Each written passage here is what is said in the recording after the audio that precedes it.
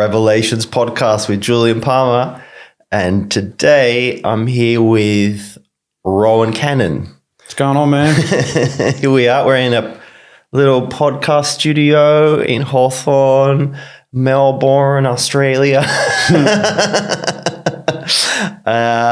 And Rohan has such an interesting story that I think people will find very compelling and insightful. And I've got to know Rohan over the last couple of years, so I have some insights into what he can share.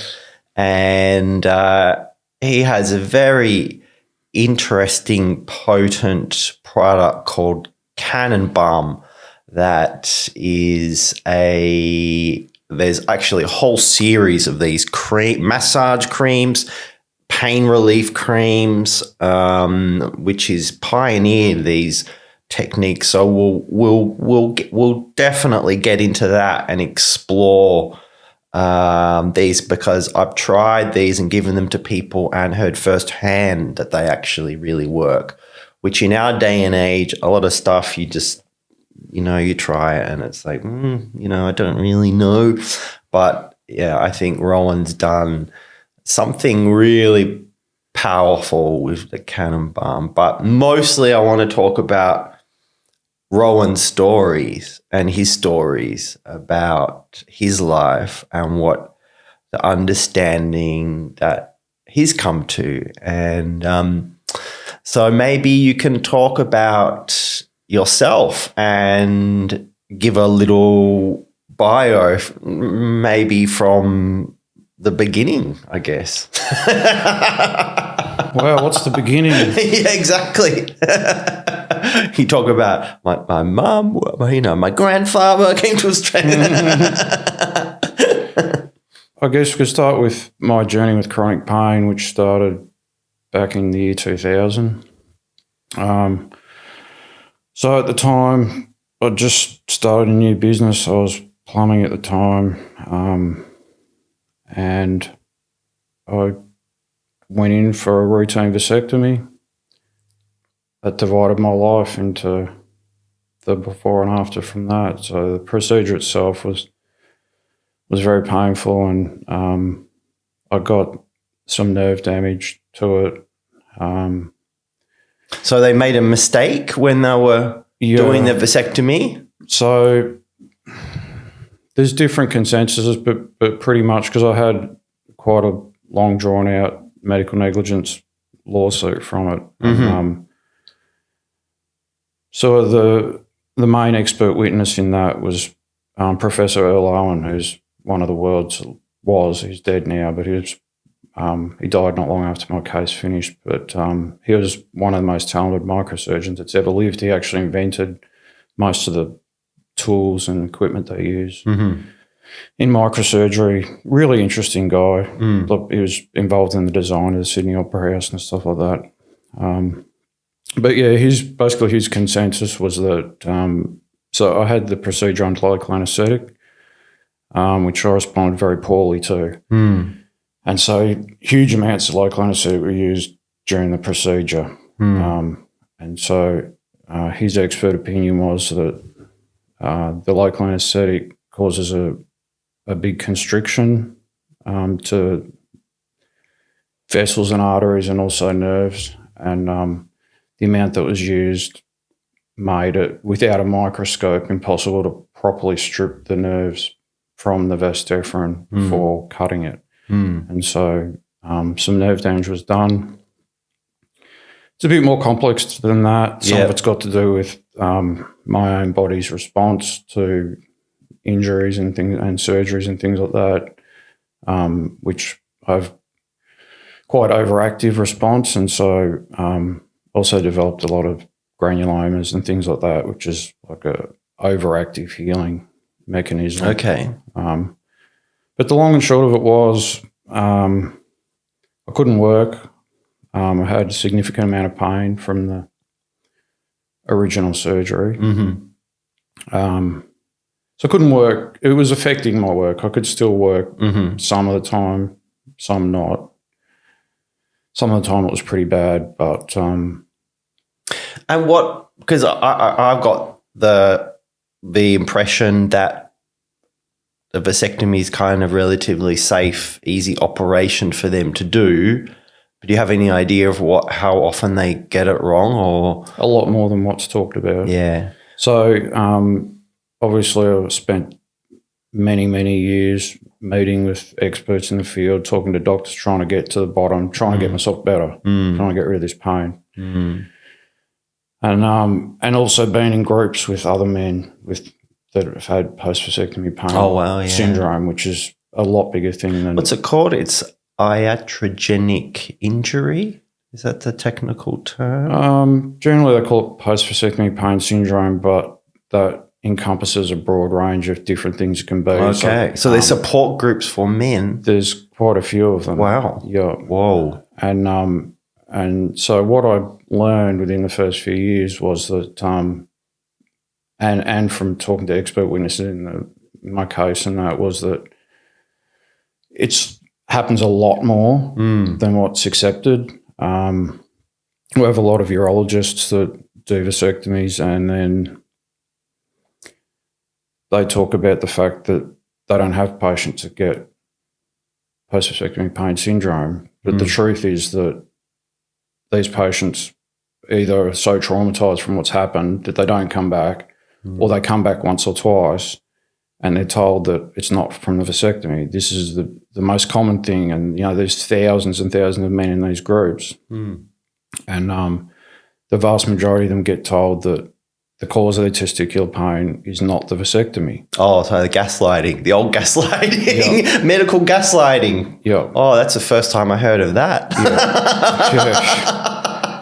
And so that's a very, very common thing to happen to men. And it's for some men like myself, it's obvious, like you have a lot of pain from the day it happened.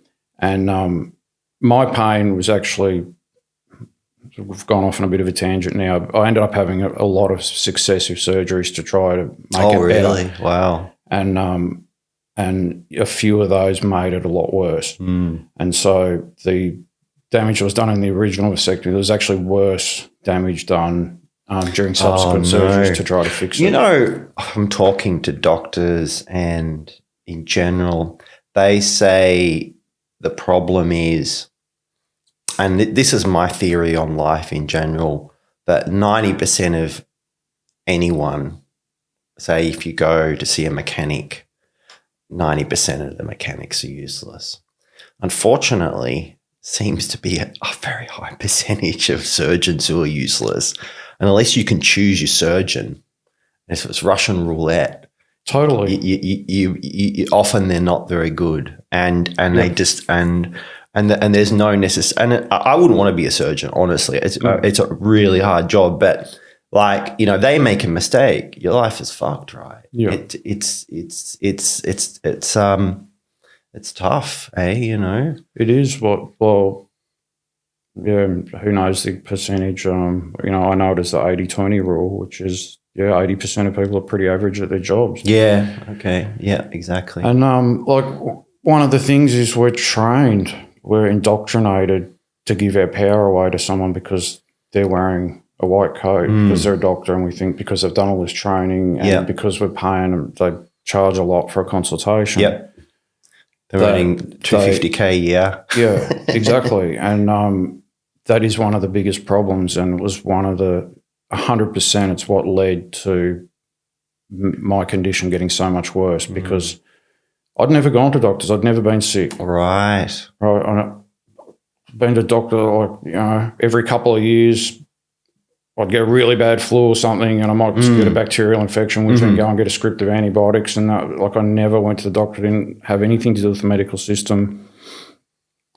But I was indoctrinated that to just, without awareness, just walk in and give all my power away. And so, I'm thinking back now actually to the first subsequent surgery I had after the vasectomy. And so I was struggling. I was still going to work, but it was really difficult. And I'd been waiting and waiting to see this urologist, and who'd just my doctor had referred me to him, and again, like we think, oh, you're getting referred to an expert. And so you've already got this programmed idea that they're an expert, that they really know, and then, you know, we tend Instead, to... you get an NPC. Also, part of the issue is that, like, it's ourself. Like, we want that saviour. And so I remember waiting like 6 months for this appointment, you know, with this person. And I spent that 6 months pinning my hopes. Yeah. Like, you know, I was living in this reality where, like, I'm, all right, you know, now it's 100 days till I get there and this gets fixed. Now it's 99 days till I get there. And how long was your appointment with him? 20 minutes. 20 minutes. Exactly. So he's saying all these. You're like 6 months praying, and like you're one of dozens of people he's saying he won't remember you next time. Not at all. But what really blew my mind, because I was living in that indoctrination of giving my power away to these people, just as a human growing up normally on Earth. Basically, so he said, you know, this can happen sometimes. These granulomas can form. They can be because of the stitches, or they can be because of inflammation or whatever. And so what we can do, and I walked in thinking this guy's going to have the answer and he's just going to tell me how he can fix it, because it's like, I was plumbing at the time. It's like, you call me, you want your tap to stop dripping, I come, I turn. And that's exactly how I saw it. I didn't understand, you know, the complexity of the human body. You know, how difficult a job it is being a doctor and a surgeon. I didn't understand any of that. I just saw it from my own reality. Yep. Like, I'm paying you this money, I'm turning up. Yeah, you exactly. fix it. I think people don't understand, like, that how complex the human body is, and there's so much we don't understand. As soon as you start cutting things hardly anything. and you know, tying things together, it actually can make things a lot worse. And I hear this a lot from people. 100%. And so basically, you know, I've had the appointment, you know, he's like squeezed me balls and, you know, hurt the fuck out of him and whatever. And then he's said, you know, you got these granulomas. We can cut it on, we can, you know, just cut them off. Sometimes they come back, sometimes they don't. There's a percentage of the time, like a lot of the time this fixes the pain, or it might not. And then he looks at me and he's like, so what do you want to do? Do you want to have the surgery or not? And I honestly, like, did not know what to say. Like, my mind was blown. I was like, and I said to him, like, how am I supposed to answer that? And this is not how we want to approach the medical system. We need to approach it as an empowered person, and that's not who I was. And I just, like, put my hands up and I'm like, you tell me, like, am I meant to have this or not? Yeah. And he's like, well, you know, it's your decision. You've got to weigh up the risks and the benefits or whatever. And, you know, that whole thing was very foreign to me and very difficult. And So you had to make a decision on the spot, or wait 6 months for another appointment? I didn't have to make a decision on the spot, and I didn't know how to make that decision. It was well out of the realms of my current reality, because I didn't understand the complexities of the human body. My body had always been so strong. Like, you know, I didn't get sick. I was reblocking, underpinning, working in the forestry. You know, I'd worked my body as hard as I could push it, and it never broke. And until this happened, and so it was very new to me. And I just, in the end, he was sort of, you know, said, well, you know, I think that it'll be the best decision, but I can't make that for you. Like, you need to. And so I was just like, well, he's the expert. Like, what the hell do I know about how to fix a testicle? I'm not qualified to make this decision. Yeah.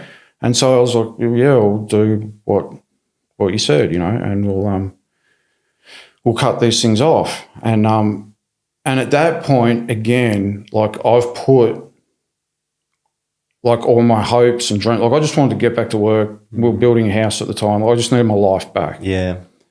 And so, again, they've booked me in for this surgery. I can't remember how long, like at least 6 months I was waiting to have this surgery down at Monash. And so during that 6 months, I'm putting this guy more and more on a pedestal. I'm like, every day, I'm like, the day's coming, this guy's going to fix me. You know, he's meant to be great, you know, urologist and all this stuff. And so I'm building this trust with this guy. I don't know this guy. I don't know anything about him really. Like, I trusted my GP. My GP referred to him. I inferred all of that trust onto him. And then because it suited me and soothed me emotionally, I then built that trust over those months waiting for this next surgery to soothe myself and make myself feel better, you know, and just wanting that outcome, which is, there's nothing wrong with that.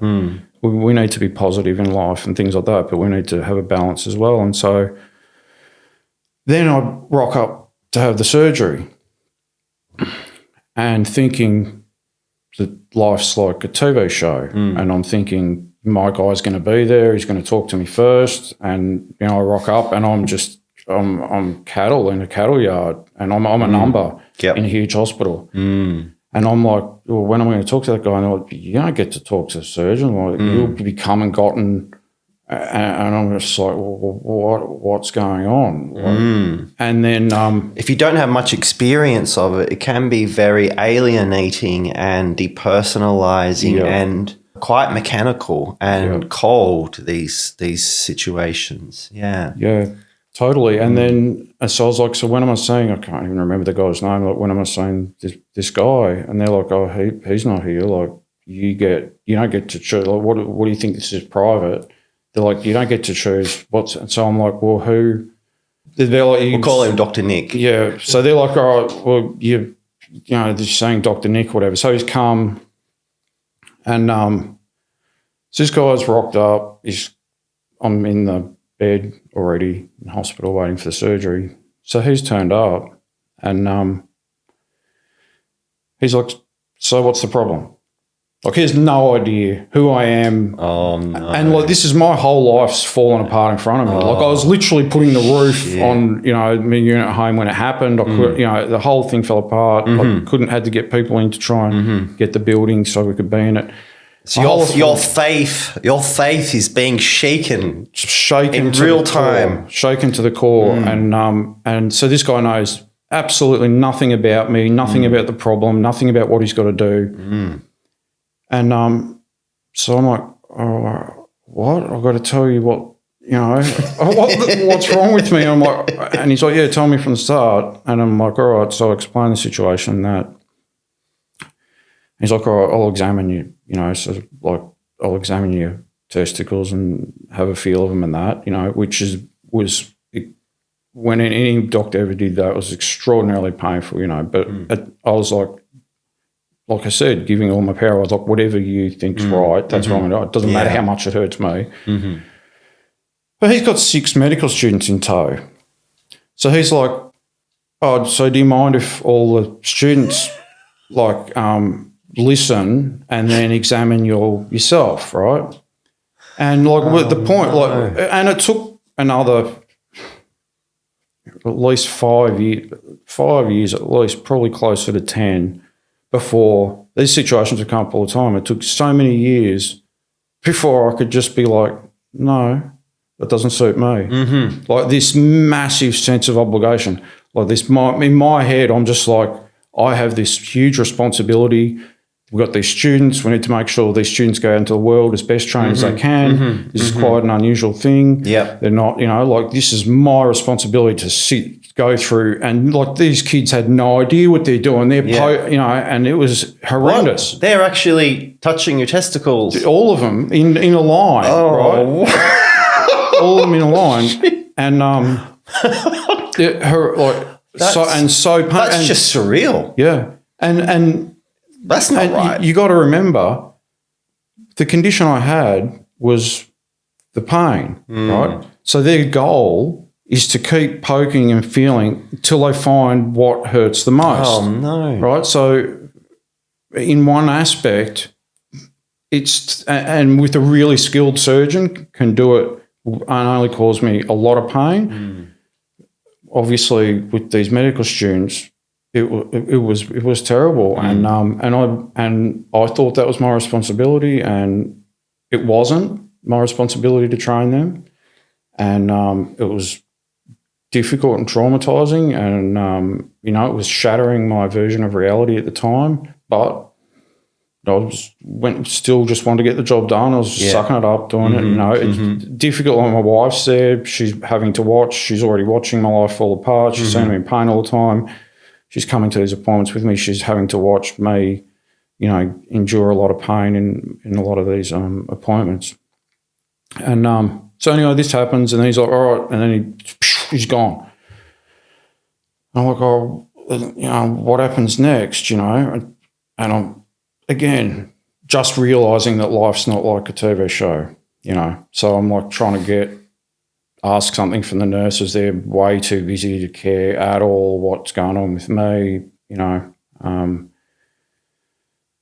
So anyway, so I go in to have the surgery. So he's like, so what we'll do is we'll cut a hole in your scrotum, we'll pull out your testicle and your vas deferens, and then we'll cut these granulomas off them, then we'll pop it back in. So anyway, I go into theatre, and so then, you didn't raise I'm really struggling to even listen to that. That didn't raise any red flags with you that they said they were going to do that? No, that's how they were going to fix it, and they were the experts that knew how to fix it. They weren't going to tell me how to put a toilet in, and I wasn't going to tell them how to fix a testicle. And so anyways, I wake up from this surgery and I'm fucked. Like, I'm in so much pain, right? This is horrendous, right? And so Did they tell you that they were going to pull the testicle out before they... Yeah, but that's not what they did, right? Because Monash is a training hospital. Yeah. Right? Oh. And so for the purposes, all right, so now I'm going to go into a bit of conjecture here, all right, based on... We love conjecture here. We love controversy. Yeah. So now I'm going to tell you what the many other experts that I saw in later years has told me their belief of what happened is at this point, right? This is not a fact. It's a fact of what happened physically. The reason why it happened is not. So what's happened is, conjecturally, I've gone into theatre, they've put me under. Now, he's got these 6 students, at least that he was carting around with him. I don't know how many he had in theatre during the surgery that he was also training. But he's made a decision because, see, it is possible, although virtually never done, right? But if you want to be a smart ass, it is possible to shove your testicle, even as a grown man, right back up into your abdomen, cut you open up here, pull the whole lot out and the whole spermatic cord all the way that's come all the way up out of your testicles, back up through your abdomen and pull it out at the top of your groin here. And that's what he did. Because there was no need to that, because it's obviously shoving a testicle up when you were past a couple of years old is extraordinarily traumatic to your testicle, right? There is no medical reason whatsoever to do that except to prove that you can do it. Yeah. So that was my second experience with testicular surgery. Now he got the granulomas off. And the other thing is he said he was doing both, right? But this surgery he did by doing it in that method was so dangerous that there was such a high likelihood of the testicle dying that you can't do that procedure on both at once. Oh, no. Right? So I come out of the surgery and I'm like, and I look down and I'm like, what is going, like, why is only one side done, And I'm not actually sure whether that's accurate, whether I even realised at that point. But cutting the granuloma off helped the pain a lot. Obviously, it didn't help the pain on the other side because the other side hadn't been done.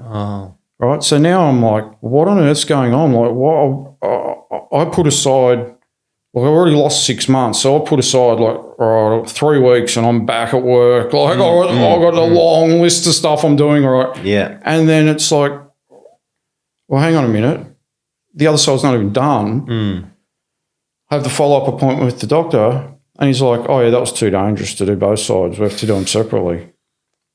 Because there's a huge risk of the testicle dying. Obviously, there's no risk of the testicle dying if you just cut a little slot in your scrotum and pop it out, just like a vasectomy, right? Yeah. So it's because of what he wanted to do. Oh, God. That was so dangerous. Teach the students. I would imagine so. I can't answer that. I'm not him. I don't know. Jeez. But anyway, so now... I mean, it strikes me as all very sociopathic to me. Yeah, it was definitely an interesting period of my life. So then I had to find another doctor to do the other side, which, and then by then I'd lost another 6 to 12 months of my life. Like, by the time you just get an appointment with these specialists and then booking for surgery, like, you've lost a year of your life virtually. Meantime, cutting the granuloma off actually fixed the pain. But it just came back. So originally after the surgery healed up in a week, and I'm like dancing on the roof. And I'm like, I'm walking and I'm grinning and I'm working and all that. And then a few weeks later, just grew back. Oh, no. And I'm back where I was. So subsequently, I end up going back. I have the same procedure done on the other side. I get start getting more complications with other foreign matters like hematomas and other things like that. And meanwhile, I'm getting, according to Professor Earl Owen, I'm getting butchered multiple times. So these people aren't using enough care. They're not using a microscope. He actually invented the vasectomy reversal. Right. And he's done tens of thousands of vasectomies and vasectomy reversals, and he says that no vasectomy should ever be done without a microscope. That's his opinion. Wow. Obviously, it's not the mainstream opinion. Yep. And obviously, the majority of vasectomies are done without a microscope, and it's okay, and the people are okay. And then the following years were just a continual thing of different surgeries, trying to solve this issue with these lumps, this nerve damage. Meanwhile, without telling me, they've converted during some of these subsequent. So originally my doctor did an open-ended vasectomy, which is where you seal off the end of the spermatic cord that goes up to the penis and the body, but you leave the testicular end open so the sperm can keep coming out. So meanwhile, in these unbeknownst to me, which by now I've started to do a little bit of research and I actually wouldn't have been down for, so they've actually converted, because part of the idea of why these granulomas and things form is because sperms can be recognised as a foreign body because it doesn't, it has only half of the DNA. It's not, it doesn't have both chromosomes. And so one idea is that it can help to seal that off. That wasn't discussed with me and it was done. And so basically, again, this doesn't happen to everyone, but it's not that uncommon. It happens to quite a lot of men.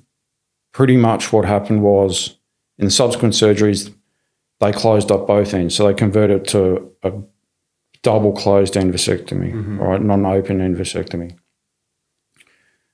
And basically my pain started getting out of control. So what was basically happening was my testicles were producing so much sperm that they eventually exploded. Oh. So pretty much what you think might be possible when you think about vasectomy first, when you don't know what it is and you're told, no, that's not how it works, it can.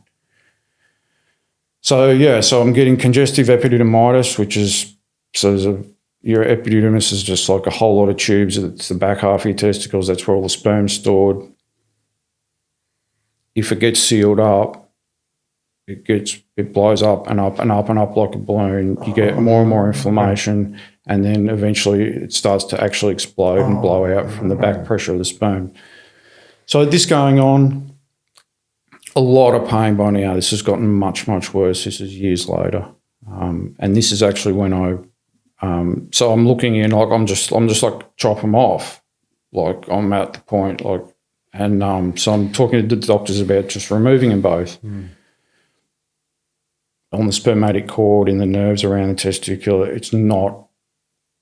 it has not a very good rate of success for testicular pain to actually remove the testicles. Sometimes it can work, but then you've got a lifetime of hormone therapy, which I have to have anyway because I end up with so much damage. But if you can get away with being able to just naturally stay a man without having to have pharmaceuticals for the rest of your life, that's quite a step to take. And so that was when I ended up.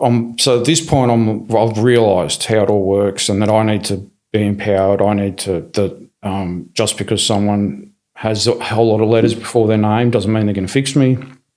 So I'm like, I've got to find the best person in the whole world to deal with this.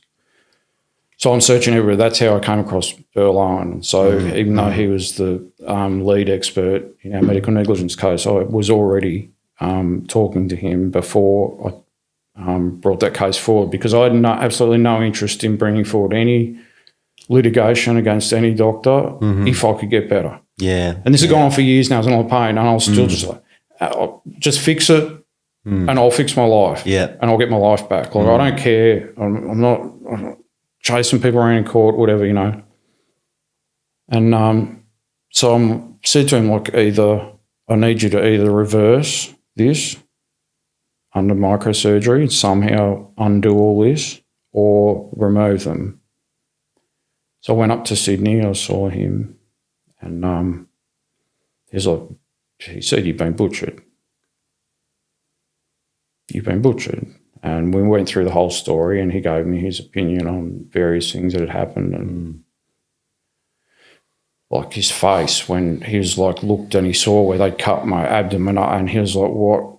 And I'm like, yeah, they said they had to take, and he was just like, what? He's like, yeah, that is just, he just couldn't believe it. Because he was a really good surgeon. So in the end, he was like, basically, I think the only way to help you at this point is to do a bilateral epididymectomy, which is where you cut the back half off both testicles with a microscope. So you need a really good microsurgeon for this. So I was like, well, I'm not letting anyone do it except for you. And obviously by this time, like, I've been working, like, things are not good financially. I'm still in the public health system. So he had his own huge hospital in Sydney, all private. So he was like, I want to do it for you, but I can't figure out a way to do it for a way that you can afford. It's going to cost like $20,000 or something like that, just the hospital bed. And even I think he was willing to actually do the surgery itself at no cost, but just everything involved in it. It's not just him turning up. So he ended up turned out that one of his really good microsurgeon students was in Melbourne, and this guy was old too. Earl Owen was old. He was like in his 80s then. Wow. And he'd trained this, and this guy was about to retire, this surgeon that would come up to Bairnsdale all the time, up to my hometown, and to do microsurgeries from Melbourne. And so he got onto him, and he's like, yeah, this he's a pretty good student of mine. Like, I trust him to be able to do it for you, and he'll be able to do it in the public system. Yeah. And so I ended up having the bilateral epididymectomy, which helped significantly. So that brought my pain down to a lot less than it was. So it was still really bad, but it was livable. Yeah. It was livable. And bad on a way that a regular human can't understand. Like, I was having to take a lot of opiates, but every medicine that there is to try for pain, we tried. And eventually I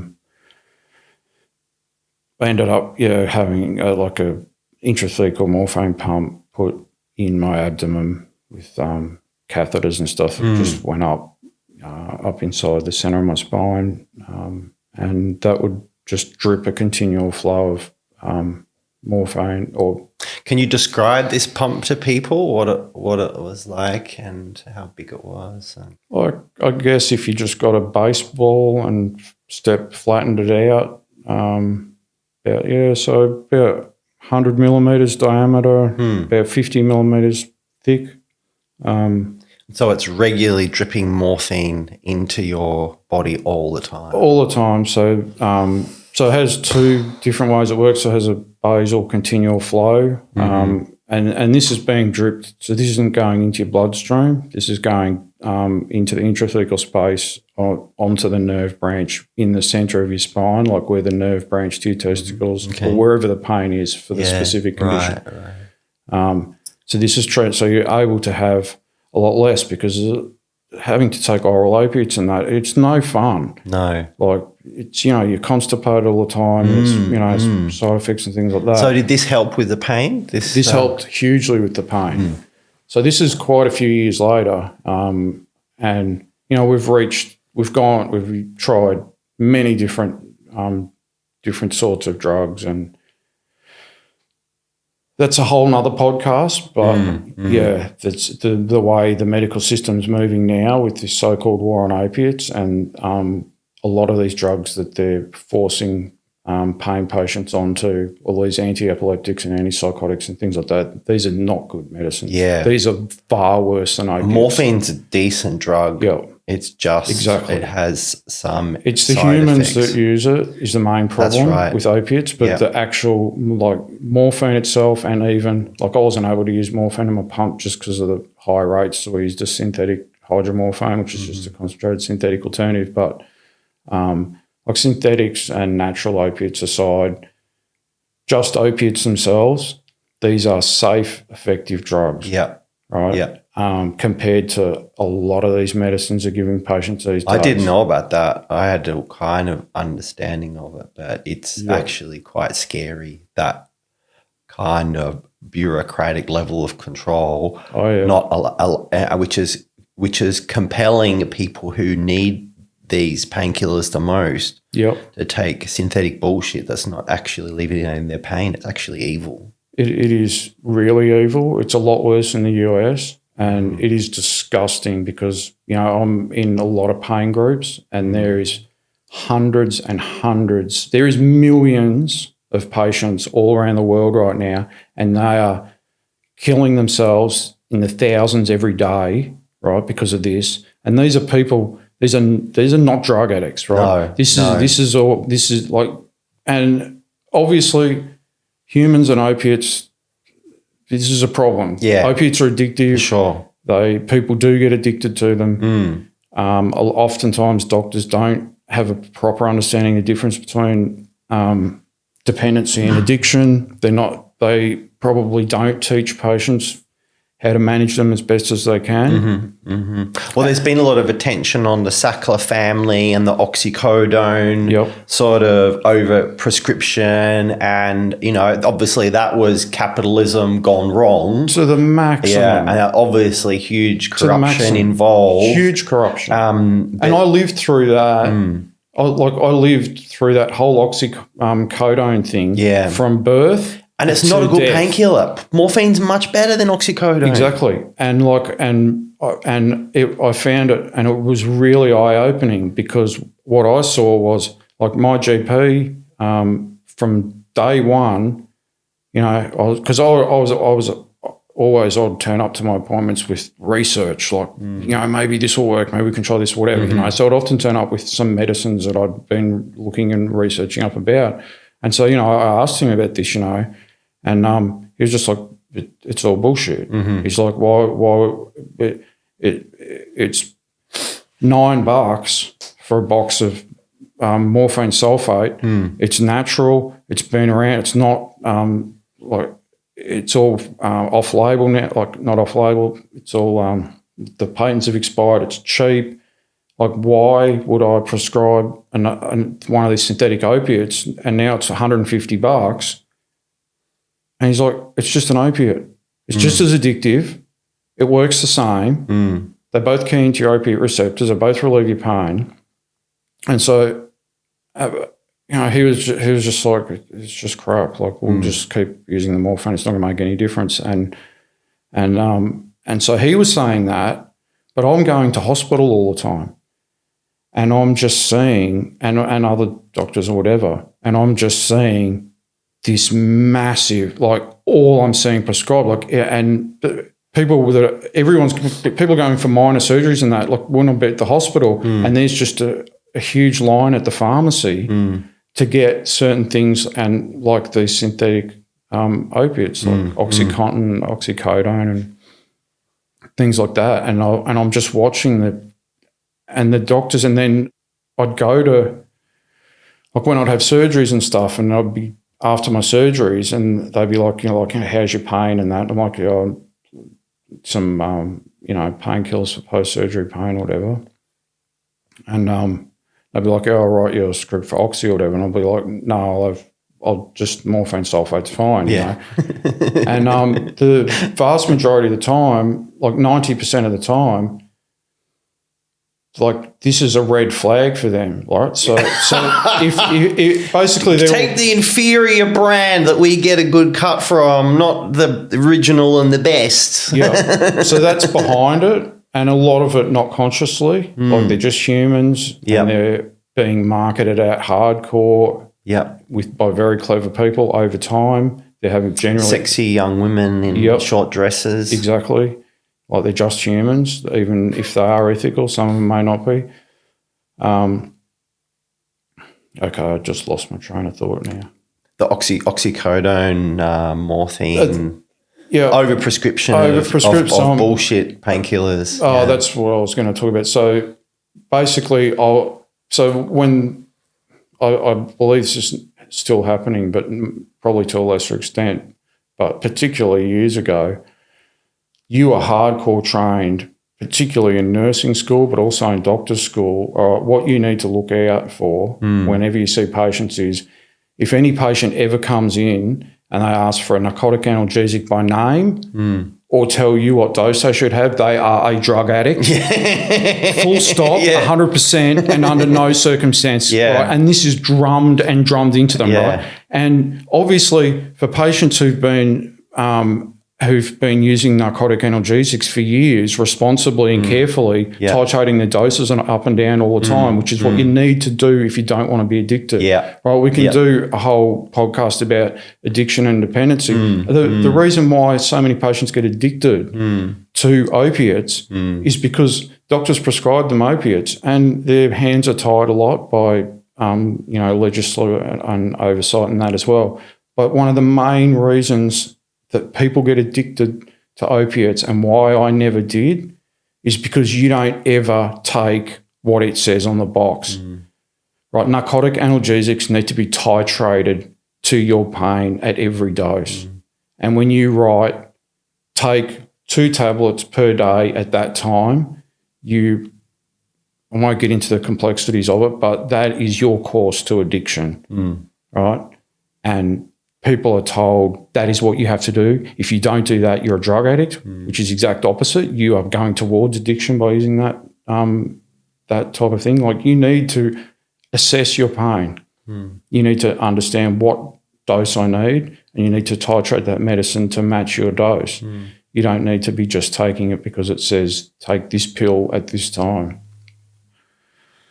Yeah, oh man, there's so many different routes of things that's opening up that we could talk about. It's hard to even keep on the path. Yeah. So you come out of this with the pump that's sending you morphine. Yeah. Where does that bring us up to in your life and your process and your story? Yeah. So I got the pump put in just after I finished the medical negligence litigation, which was finished up around 2008.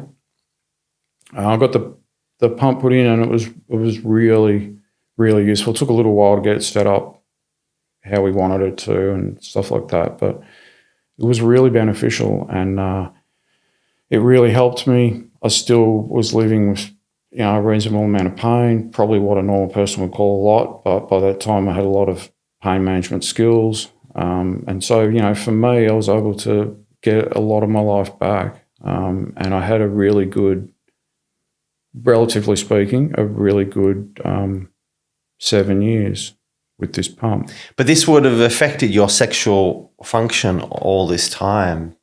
Yeah, like we're probably 2001 or from not long after the original vasectomy, definitely from after the second surgery. It was horrendous. Like we used to have sex, my wife and I, like 2-3 times a year, and ejaculation was just like someone just running up to me and just kicking me fair in the balls as hard as they could. But That's pretty hardcore. You got to keep trying to see whether it's getting better or not. But it was reasonably unpleasant experience, and that actually, even though the pump helped a lot with the continual pain, that was an ongoing issue for well after I had the pump, all the way into what we'll get to at some point, which is how I actually resolved a lot of this stuff. But yeah, I had a good, comparatively speaking, so I still had that, obviously sexuality problems, and by this stage I had pretty bad hypogonadism, so I couldn't produce enough testosterone, so I was trying to balance all testosterone therapy and things like that at the same time, and had developed in large part because of a lot of the medications I've been given, quite a few other somewhat serious medical conditions. I had pretty bad peripheral neuropathy, like throughout my body, really bad sleep apnea. I had heart issues. I had my heart rate would just run at like 140 beats a minute resting, for years, and that was a real pain in the ass because they couldn't get to the bottom of why it was. I tried some different types of medications and stuff, but it's hard. Like I'd go in to get my pump refills, and like my pain dude knew all about it, and he knew that there was nothing we could do about it. But after you get the pump, because you get the pump filled up in theatre, and then after theatre you go to the recovery bed or whatever, and all of their protocols say they won't let you out of hospital with that heart rate. So I used to have to they used to have to get me, and so my pain guys in theatre, trying to fill up other people's pumps and do surgeries or whatever, and they'd always have to drag him out of theatre to specially sign off just to let me out of hospital because with the heart rate issues I had, it would just instantly drop down to like 80 and then jump up to 140 and stuff like this. It was quite bizarre. And then there was some other things like gastrointestinal stuff, and I had like a mass they couldn't reach. Yeah. So all of the surgeries, everything just snowballed into like a chronic health condition. Yeah. So I'm getting sicker and sicker over the years. What was the clincher for you to turn that around? What was the thing that really, or the things that really turned that around for you? I guess the catalyst was when we swapped the pump. So the battery ran out on the pump. You can't replace the battery on it. They have to replace the whole thing. And so I went in and got the pump swapped over, and no one really knows what happened. But from that day, I couldn't get relief from it. So they'd done. I'm in hospital all the time, having all these MRIs and spinal scans and X-rays and on my spine, and they're doing dye tests to see where, putting dye in the pump and, using imaging in the middle of my spinal cord, seeing where it's coming out. And we've got the manufacturer rep out there, and I'm having meetings with him, and we can't get to the bottom of it. The computer on the pump's saying it's working perfectly. We couldn't get to the bottom of it. There wasn't a rational explanation. But my pain's out of control. We can't control it with this pump anymore. So So we're stuck with trying to put the dose right up. So we're putting the dose in it right up, trying to manage this pain. Meanwhile, it's getting worse. I'm getting other conditions are getting worse and worse. I'm getting sicker and sicker. Like I was fucked. Got to the point, like my doctor had to start specially importing super concentrated hydromorphone from overseas because you couldn't even get it that strong in Australia, because otherwise I'd be at the hospital every second week. And like I live 4 hours from the hospital. So it was like he used to import just so I could only get it filled up every couple of months, because otherwise I'd literally be either, it was, because it was running at a pretty high rate, which is all right if you live near a hospital. So we're dealing with all this. We're trying to get to the bottom of this pain and we can't. So we decide we'll try some more ketamine infusions. So I'd had, with limited success, ketamine infusions in the past for this pain management. So the protocol when you do these ketamine infusions for chronic pain is generally you have intravenous ketamine. So they just put you on an intravenous pump, and they just start pumping you full of ketamine for 7 days continually. So you're just walking around with a trolley with a big syringe on it, and so the idea with using ketamine as a chronic pain treatment like this is that you put the ketamine, you start at a fairly low dose and then you just put it up and up and up. Once the patient starts to get some dissociative symptoms, you stop raising it, let it settle, maybe till the next day or whatever, and then you can start creeping it up. And so the idea is to keep it below the level that you're dissociating from it. So quite unlike more modern ways that ketamine's used as an actual dissociative for treatment, other types of treatment. This was not a big thing back then. This has all come to the forefront in the last 10 years, these other types of ketamine treatments. So we've tried this again. So I'm down in hospital and it's not working.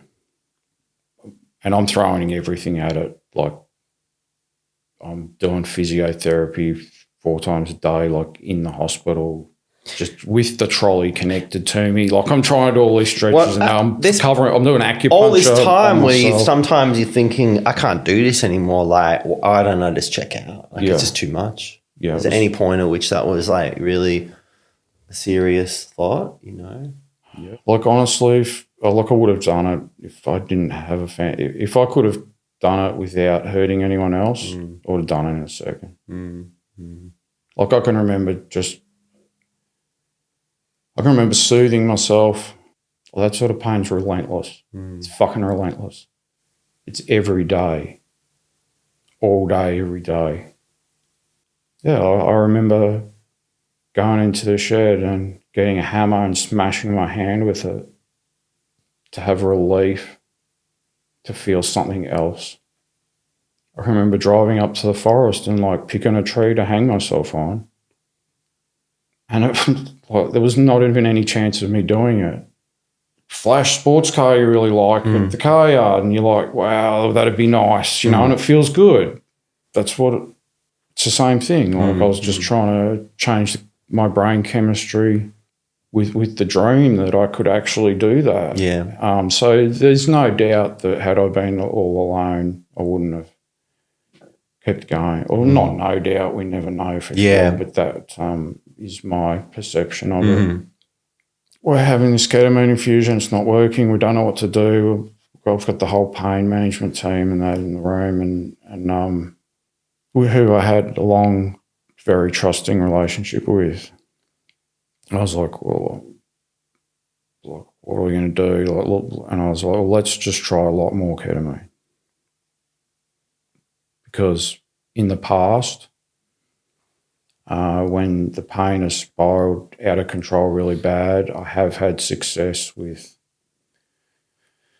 I was always very careful and good with managing on my opiates. And so a lot of the time over the years, when I was on oral opiates, I'd try to manage it around 600 milligrams a day of oral morphine sulfate. And, often for months I could get it down to 400, sometimes it'd be like 700 or whatever, but sometimes it'd just spiral out of control.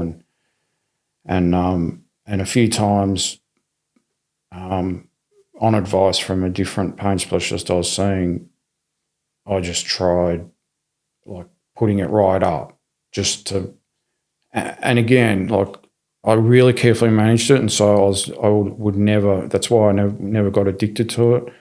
So I would never that's, if you're getting symptoms of, if you're getting sedated from it, you've gone too far to be able to manage that long term. That's just, And so, but on this rare occasions, I'd like push the dose right up which was difficult, and because, alarm bells are ringing, I'm like, you need to be titrating this down or whatever, but sometimes it can just spiral like that. So I had a hypersensitivity, right? So my whole nervous system is hypersensitive, particularly that area. And so just brushing on my shorts like that would hurt like hell, right? So sensitized nervous system. And just having a high dose of analgesics for a few days or a week or whatever in the past had helped to just settle that and sort of break whatever was happening with that hypersensitization. But I'm like, well, why don't we try that? Didn't go down well with most of the pain team. So we put it up again, kept it on for another couple of days. So by this point, we've sort of now gone out of the protocol for chronic pain treatment, and so I'm getting dissociation. So it's about day 9 roughly. Probably about day 9 of being connected to this pump, having this ketamine. In the meantime, my morphine pump's running. That's implanted. So I've got 2 pumps just pumping drugs into me 24 hours a day. And it's like 2 o'clock in the morning and it hasn't been working. I was hoping it would, and I had all this other medical stuff going on.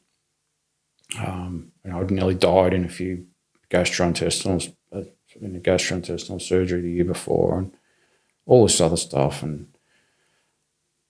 I just couldn't, my body was breaking down. I was getting sicker and sicker, and the pain was getting worse, and it was like it was the end. And so I'm just going through the process of letting go of life, and I'm realising things that I thought were so important throughout my lifetime weren't. So I'm going through this process of letting go and getting ready to die. So what were you letting go of that you thought was important? What people think. So I'd been obsessed with for years. I'd had this big project. I was building a big property. Like I touched on at the start. Like I was homeless as a kid, and so I'd been building this big property and these workshops and stuff like that, so I could help men in particular, but young homeless people. That a lot of these young kids are antisocial, but which is easy to judge, really easy to judge and understandable, but society's anti them, and that's a hard place for them to be in, particularly because most of them have been hurt very badly as children, and now they feel like society's turned on them, they're looked down, and so it's like a us and them thing, and a lot of them just need to be given a chance. And so, I'd been trying to build this, thing for years and spent a lot of money on it, and I had a lot, I was pretty sick, and so it was like I thought I was the biggest failure to ever walk the earth if right up to the point that I was ready to die. Like I thought, if I die before I've left enough assets and money that my wife and daughter don't ever have to worry about how to buy anything again, like I am shit. Like I'm nothing. Like that was my whole reason for being on earth. And then as I get to the actual point, I'm like, how much did I love them? How much time did I spend with them? How much time did I spend trying to leave them assets and that I could have actually spent because of fear that they wouldn't be okay without me? So these sort of things are coming up as I'm getting ready, and I started having this dissociative experience. It's like 2 o'clock in the morning, and I met with God, whatever you want to call that. But that's who I talked to. And he said, you can survive. You can live and you can recover. And I was like, sweet, done. Like, just tell me what I got to do. Like, I'm like, thank God. Like, where have you been? Like, I'm seriously, because I was praying by this point. I'm praying to a God I don't even believe in. Like, you know what I mean? Like, it's like, God, like, seriously. Like, I know you're not fucking even real, but like, if you are and you can hear me, like, and then, so, you know, I'd had enough ketamine and it's like, yeah, I'm here. Like, and well, I can fix all this, you know, and I'm like, whatever it is, just tell me, like, it's done, like, it's done. And he's like, you got to surrender. And I'm like, fuck you, like, what are you? And I'm looking, I'm like, anything but that. I'm like, what are you even talking about? Like, I'm doing it, like I fight on, like I find a way. Like, didn't you just tell me you had a solution, you know? He's like, you don't even know what surrender is. And I was like, yeah, I do. He's like, no, you don't. And this went on for probably half an hour. And eventually I began to get an understanding of what was being conferred to me about what surrender really meant. At least an initial idea. Enough that we made a deal. And I was like, all right, you got yourself a deal. And so this, you never had any experience like this previously? Never had any experience like that at all. Have you met other people or had this talk to God connection thing spontaneously happen to them? No. Apart from, who's that guy? Neil Donald Walsh. He did Speaking to God books. You ever come across them? I haven't, no. They're quite famous, quite interesting books. And he has this connection and, you know, so just starts writing it all down and writes these books. But it's not that common. Never had anything like that happen. Had never had anything sort of psychedelics or anything like that. So I've never had any sort of serious, like, you know, primary mystical experience like that. You know. And you were praying a lot before that. You were praying with all your heart, basically, would you say? No. No? No. I was just like, whatever, like, what's to lose? Like, God, like, here, there. Like, this wasn't a specific thing. Like, I was like, oh, God, help me. And then, like, this was just part of the things that were happening on that night. Yeah. Was that, like, yeah. Because, you know, I mean, when you're ready to go as well, you're like, oh, hang on, like, what if they were right? What if he is there at the gate? Yeah. He's like, you didn't believe me. Like, you know, so a lot of things start coming in your head, you know. And, but, yeah, no, it wasn't like, and, like, you know, everyone's interpretation of what God is. You know, many people would say it was my future self, myself right now, speaking back to me. Other people would say that you know, it's you know, interpreted in a more formalised religious sense, or, you know, many people would just say that yeah, it's just a source of data and information. Other people would say maybe it's the mainframe computer of the simulation we're living in. Whatever. That was of no relevance to me. All that was of relevance to me was that someone talked to me, and within me, like, I can't say how much of this was to do with the ketamine or just being a human or the strength of where it was coming from or whatever, but, like, I knew it was true. And so I was just told that if I could surrender truly, and follow the guidance that I'd be given, that I'd be shown a way out. And so I was like, all right, you got a deal. Yep, all right, I'll surrender. I get what you mean. Like, it's not, yeah. And, yeah, so we wrapped up the ketamine infusion. It wasn't that useful for me pain, but we wrapped it up sort of the next day or maybe the day after. And God didn't come through on the ketamine? You never got that? That's when it happened. Oh, that's when it happened. Oh, I didn't get that download, right? Yeah, that's when it happened. That was once we put the ketamine right, away from the normal chronic pain treatment to a point where I was dissociating. Right. So basically all And I should say that is not normal either with ketamine. People don't get that. It's not just like kind of a transcendental sort of out-of-body there's like a sort of diffusion into universal consciousness. It's not necessarily that personal voice. Yeah, right. Yeah. Interesting. So I went back home and I felt amazing. I felt very different from this was not like the previous ketamine infusions I'd had.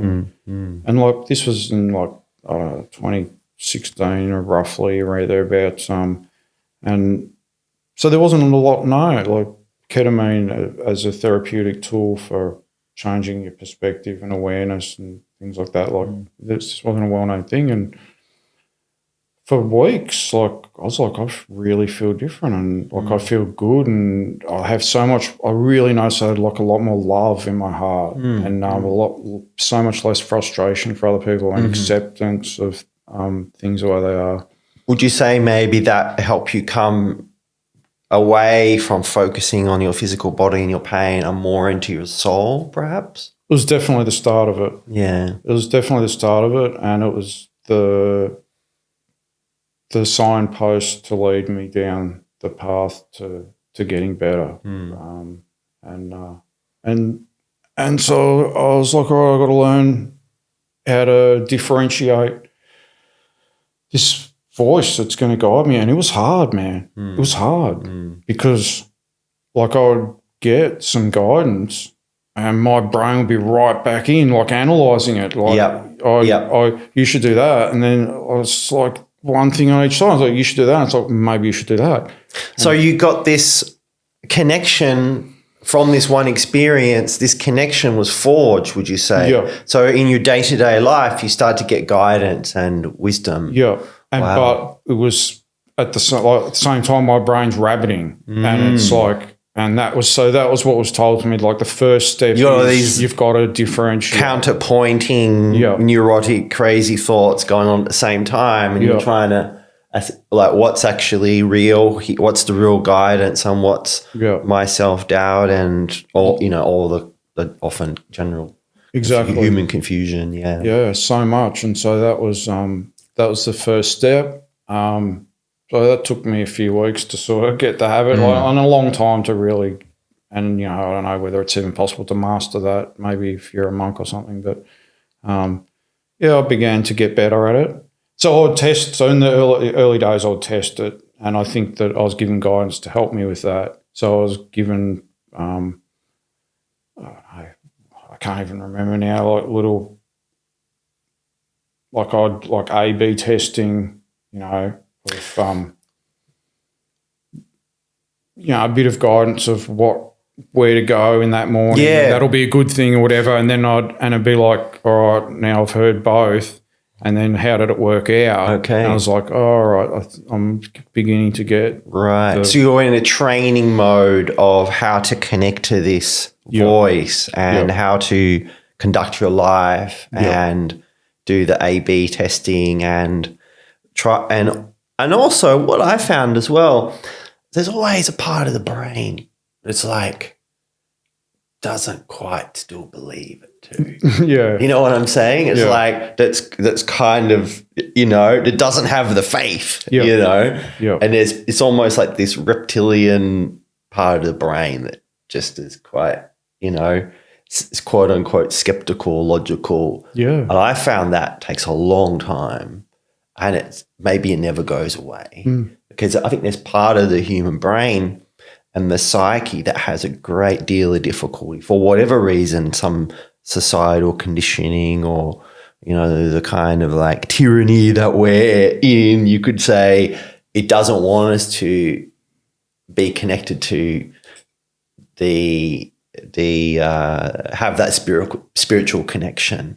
So it wants us to, just be in the problem-solving, rational predator survival mode. Definitely.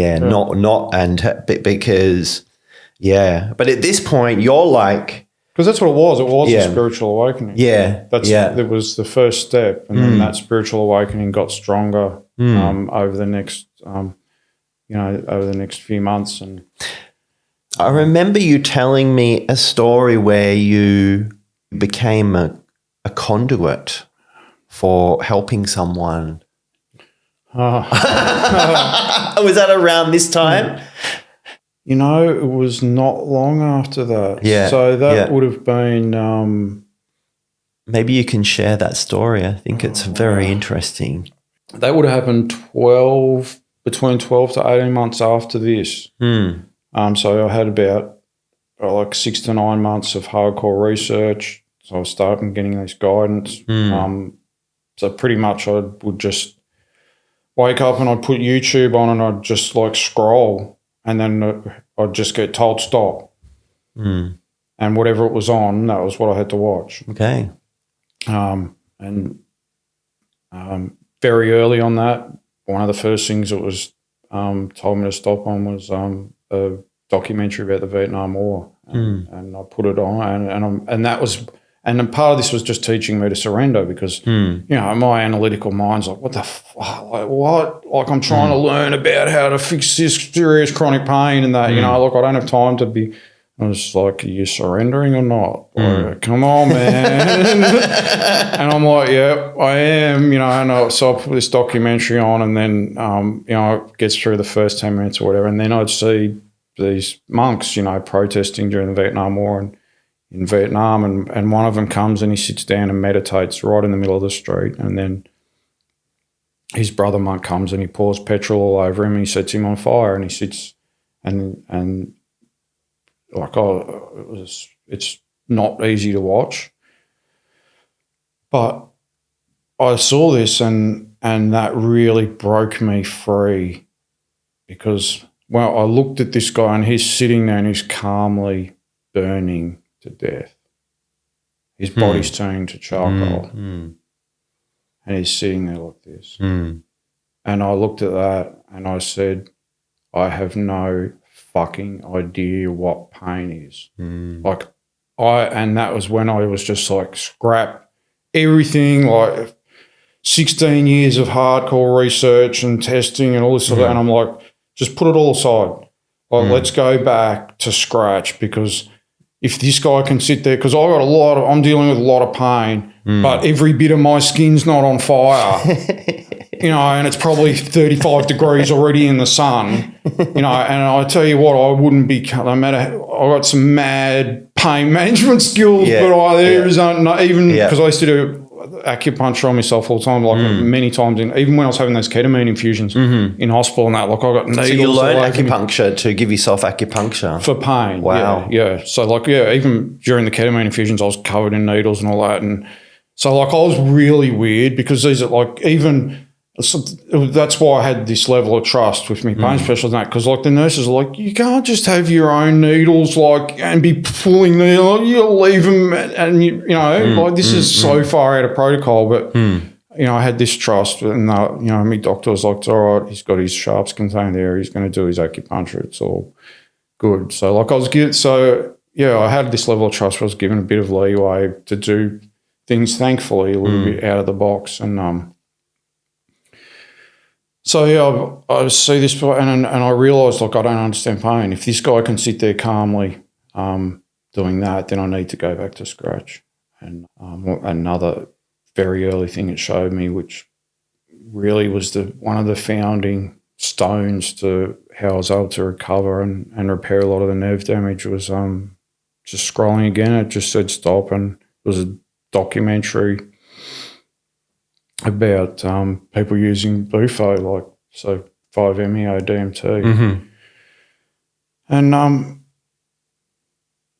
so I'm using search terms, you know, I'm looking for things, so I'm making a connection I'm looking for something to reset, something different, something way out of the box. So I've come across this searching for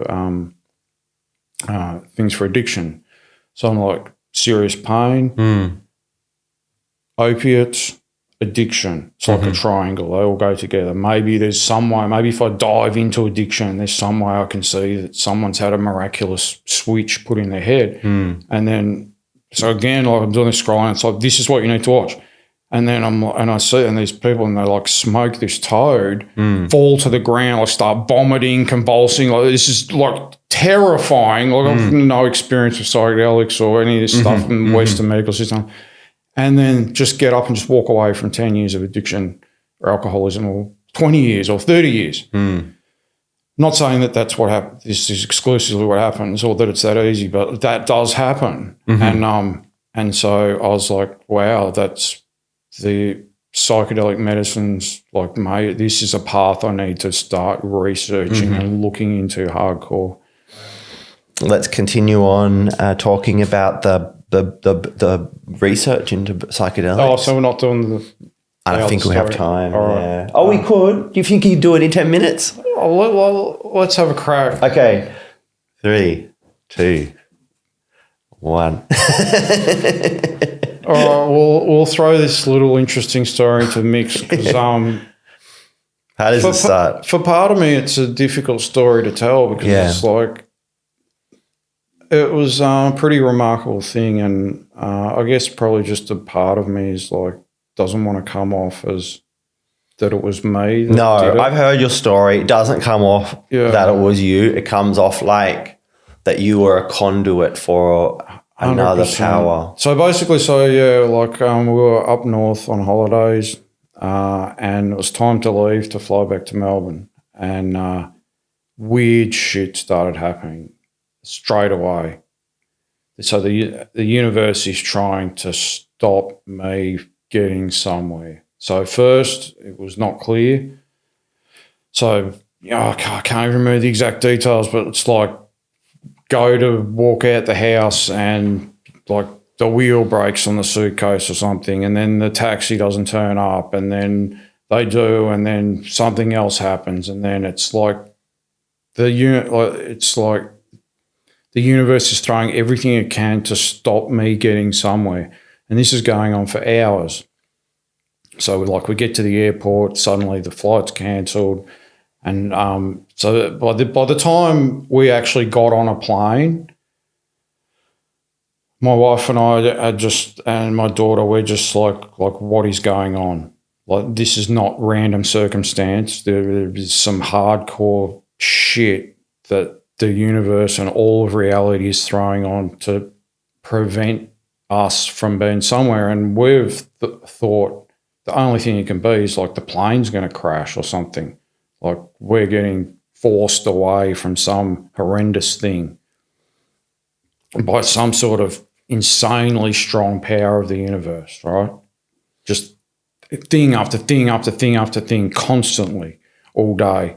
By the time it got to the point that the plane just suddenly didn't turn up and was cancelled, and I was like, wow, like that, like whatever plane we were meant to be on, it was going to crash or whatever. And so we were just like going with it, being in this thing, just like, then by this time we're like a year into our spiritual awakening. So by this time we're much more aware of the reality. So this is a year after you had the ketamine infusion. Probably roughly.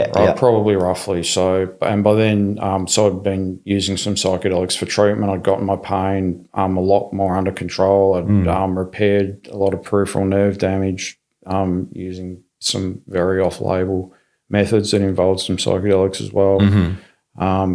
And my eyes have opened up to what reality really is a lot more. And also I've had this voice guiding me coming from wherever, from the ether or whatever, and it's been right again and again and again, and it showed me things. And so these weird synchronicities are happening. Everything's stopping, just again and again, stopping us from getting somewhere. So first we're thinking the plane's going to crash. That didn't happen. So we got the flight. We land in Melbourne. Our bags don't come out on the thing. Like again, and then finally, and then we're rushing. So we've got the airport transfer to get to the train to get back to our hometown. So we're finally, our bags come out of the thing like 10 minutes after everyone else. And we go running out to get on the transfer bus, like the Sky bus, to go from Melbourne Airport to the plane. By that time, we've missed the actual one that was going to transfer, but the next one was going to be there like 3 minutes. And like, so my wife's calculating, she's like, depending on which thing the bus pulls into, if we run, we're going to be able to just make it to the train. And that we're like, we're going to make it, you know. And then so literally we get to the door of the Sky bus, And he just shuts the door because there was exactly enough passages, and it filled and literally shut right in front of us. And so like, what? It's happened. It's still happening. And then so the next bus comes, a few minutes later, we end up getting on it and we're like, the other one was like 5 minutes, and this one we were like, if we sprint, we're going to make it. So again and again, we're like fighting whatever's trying to stop us getting there. And we're thinking, every time we think we're winning, we're not. So we get on the bus and again, and by this point, this is so freaky. Every time the bus changed lanes, it was exactly like a James Bond movie. It was like a James Bond movie, right? And it was like there was a whole team of people with earpieces, and we were in a spy movie, and they're like, all right, send that car to, and so every time we got to it, and so this bus is late by now and we're going to miss it, and this driver, he's getting pissed, right, because all this weird shit's happening, right? Every time he got to a traffic light, it was green 2 seconds ago, he goes to go and it goes red, inexplicably. Every time he changed lanes, another car would get in front of him, cut him off. And we're just watching this like, is this even really happening? What on earth is going on? We get there, we get out of the thing, we go to run, something else happened with the train, or the train left a minute early or we ended up there for the whole, so we had to stay, so we had to find accommodation on Spencer Street, we had to stay for the night, we had to get up. We're thinking all night, we're thinking 100% we're going to wake up in the morning and the newspaper's going to say that train crashed, because this was just insane. Didn't get up in the morning. Again, we go to get on the train. It's like train cancelled. Now it's a bus. I'm like, oh, it's still happening. So we get on the bus. We leave. We drive. So we're on the bus for about an hour or two. We get halfway up to Bairnsdale. We're on the freeway near Traralgon. And I've just gotten to the point where I'm like, oh, well, whatever. It was a series of coincidences. Like it had all stopped for the last 30 to 60 minutes. And it was finally like, all right, I don't know what the hell all that was about, what exact point this was trying to put me to, but I'm just going to sit here and relax. So I'm sitting there relaxing, and then this woman up the front of the bus just starts screaming her guts out. And this woman a few seats up, and she's having a heart attack. And so the bus pulls over. We're a fair way from the hospital. We're waiting for the ambulance. And everyone's just looking at her and no one's helping her. And I'm on quite a few seats back. And I just look at my wife and I'm like, what's going on?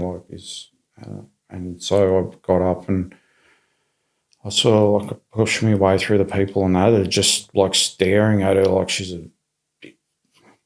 something interesting, not a human being, like dying in a lot of pain. And I get to her and I sat down on the seat next to her and I'm just trying to comfort her. And so her heart keeps stopping. So I can see the artery in her neck and it's beating, and she would pass out. She would stop breathing, and then I could see the artery, I could see her heart stop, and she would go quiet because when she was conscious, she was like screaming. She was in a lot of pain. I'm surrounded by these humans who don't know how to deal with this. Every time she went unconscious, she'd smash her head onto the window like that. And I look across the aisle and there's a soft bag up the top of the thing. And I'm like, oh, can you pass me that bag to put behind their heads? And this woman's like, no, that's my bag. And I'm just like, what is this reality I'm living in? And then the bus driver's like, he had a pillow.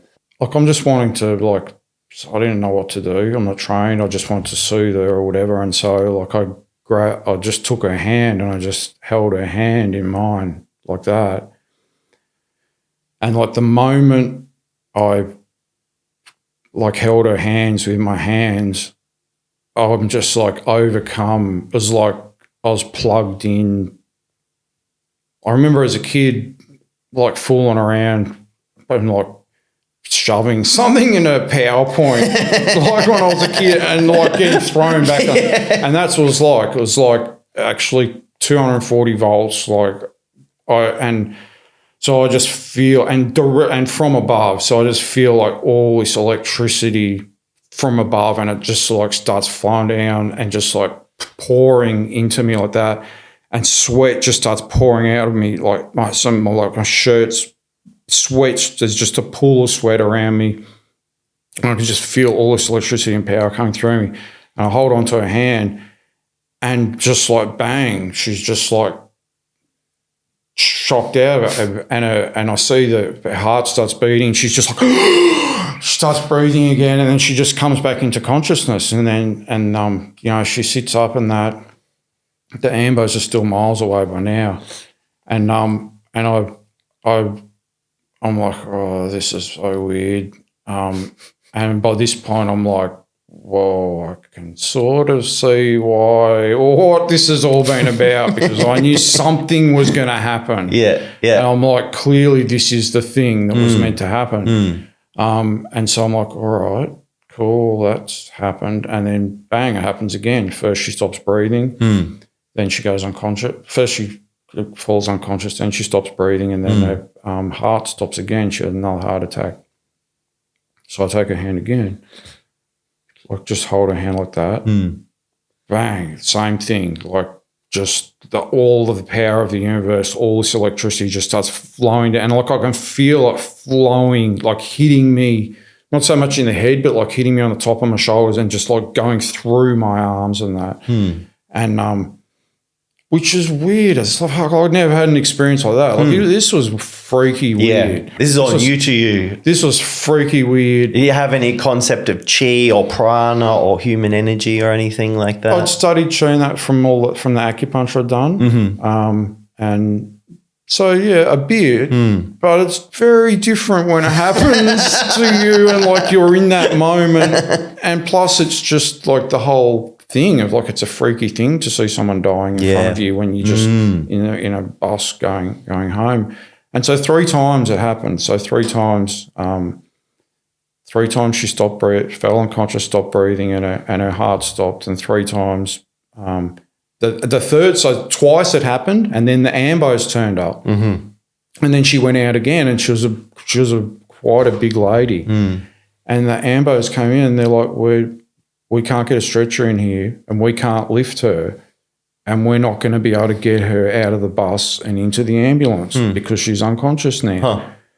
And again, like, I just like held onto her hand, and she just like came back into consciousness, and she was able to stand up, and they just like helped her and she was able to walk out of the bus, which was, they were never, like, they're going to have to cut the top off the bus or something. Like, she was a pretty big woman. Like, they had no, maybe they would have had been able to get a rope and another 4 ambos or something, but these 2 men had no chance because the aisle was so narrow. That they couldn't even stand side by side. She took up more than the aisle herself. And so, like the 3rd time it happened, she came out of it.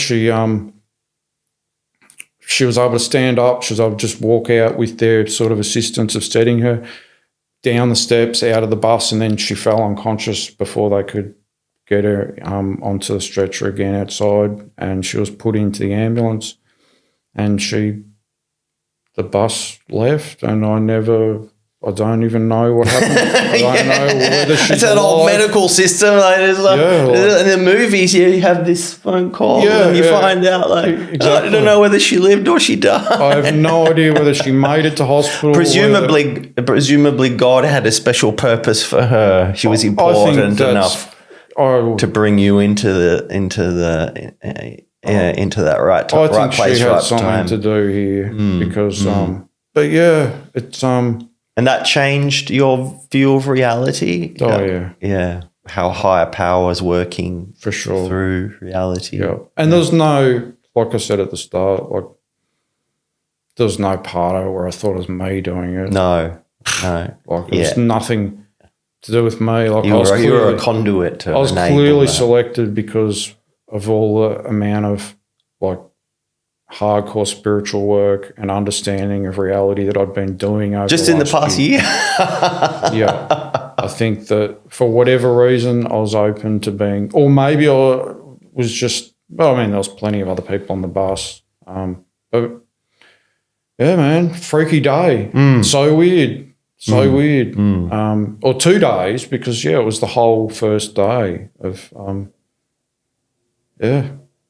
But the drive on the bus was probably the weirdest because, it was literally like, and this driver, man, he was pissed. He was pissed because he was doing everything he could to get that bus there on time. And the universe was just like, hell no, that ain't happening. And it was just like the coordination of it, Absolute synchronicity. The world is a strange and fascinating place, and reality is a strange and fascinating thing. That's right. And definitely malleable to, these are things that we'll get into a bit later, but and things that were really important and that I know I can help a lot of people that have serious chronic pain with this because creating your own reality and changing your interpretation of data and stuff is a really important part of this. All right, that's a wrap for today. Cool, man. We're back. That'll be edited out. Maybe. At this point in your journey, you begin doing research into psychedelics. Not so much into them. So the bufo was what basically said to me, okay, there's something here. Right. Because I was looking we'd tried everything, and so I was looking for some sort of magical switch somewhere in there, and that was what led me to seeing about the bufo. I didn't know anything, and this was years ago. There wasn't much on the internet then. It was difficult to find. Okay, what year was this? So this is about around 2016. Yeah. There was less. It was mostly misinformation. Yeah, it wasn't so many news articles and hype that there is now. You had to really dig for the truth. Back then. Yeah. Like now, it's pretty. You Google any of this and the truth's out there. But then you had to dig through 90% of crap to find the truth. Yeah. So I was just like, all right, this seems terrifying or whatever, but I'm getting told I've got to look down into this. There wasn't, especially about bufo, and 5-MeO, there was not much information about there. And so I contacted a scientist who was doing a huge amount of research. He was putting on EEGs and all this equipment and then smoking 5-MeO and doing all research. So I reached out to him and I was just like, this is a situation. I've got all this pain. My family's been through a lot of traumatic things. Like, we don't know if we can even live much longer, Like, it just reached this crescendo.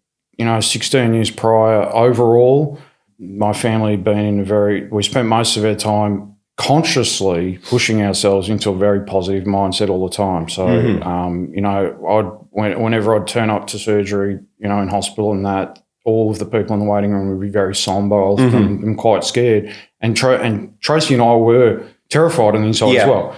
But we didn't allow that to control our emotions.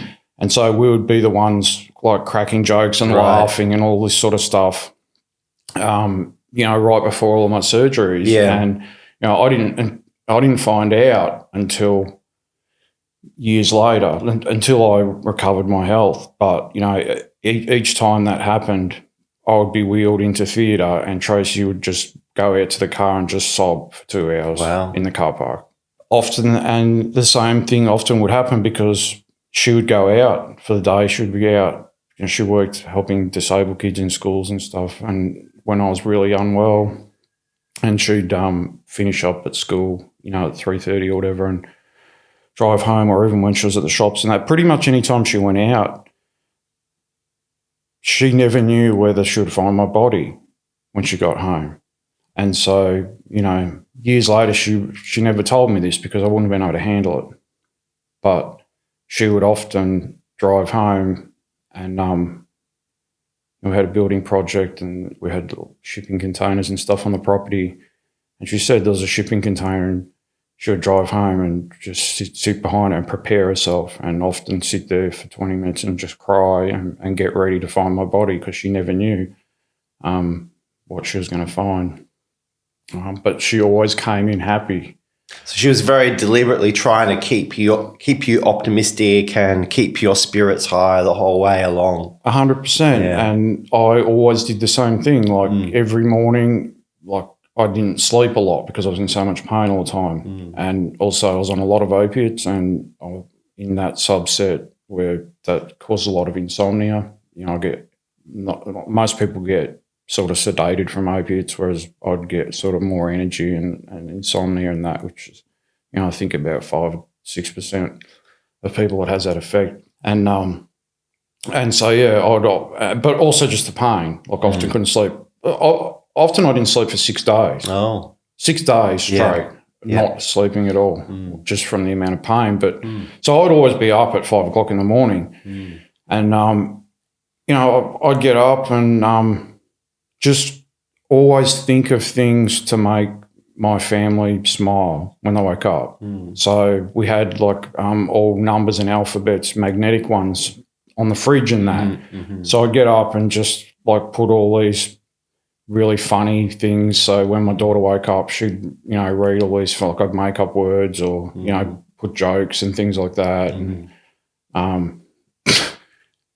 sometimes I'd go and when she was a bit older, sometimes I'd go and, when she was a bit younger and didn't really, you know, I'd get her toys and like put them around the house as if they were having sex together. And Tracy would wake up and, you know, like the bear would be, or whatever. Just like funny things that would break through that, because, you know, that's a pattern interrupt. And that would just, you know, put a smile on our faces. And, you know, I think it was really, really important throughout those very challenging times, and especially with all the trauma involved, to intentionally make space for that, whether you feel like it or not. Like we felt, you know, it would have been very easy to walk into those hospitals and sit with all those glum people. Because we were scared. We were terrified. But in the end, your physiological neurotransmitters and hormonal systems with your thoughts can be very challenging, but it is possible. And certainly our thoughts are regulating them. So if, you know, whether or not you've got depression and, you know, there is a chemical basis to the way that you're feeling and whether you're feeling flat and things like that, just changing your perspective can take control of that and force that physiological system to help you rather than to get a result that you want. Did you find the pain that you were experiencing in a way forced you to be more, you talk about being more lighthearted as well, but paradoxically, did you find it really forced you to be more serious and about your priorities and your life and how you used your time and energy too, do you think? Never at all. Although it did.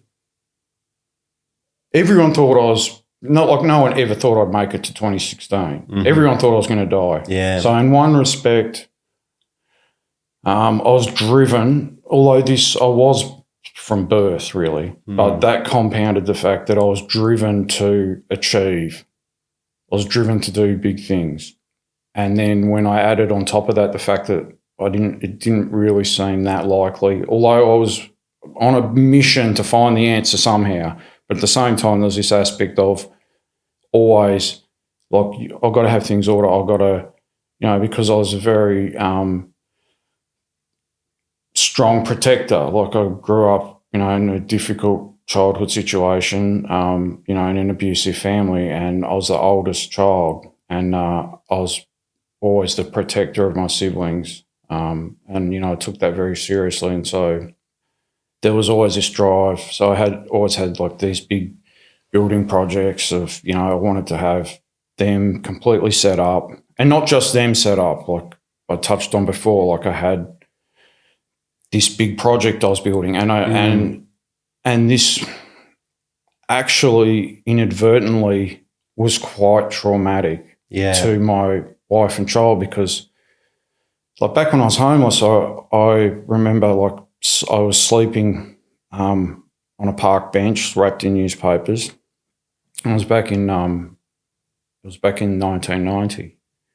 And a couple of years before, old Bob Hawke had gotten up and he said, by the year 1990, no Australian child will be living in poverty. And 1990 comes around, I'm sleeping on a park bench. And I thought, these dickheads are never going to do anything about this. This is up to me. And so I formulated this whole plan. And I'm like, okay, I've got to build this property. I've got to get these kids in. I've got to,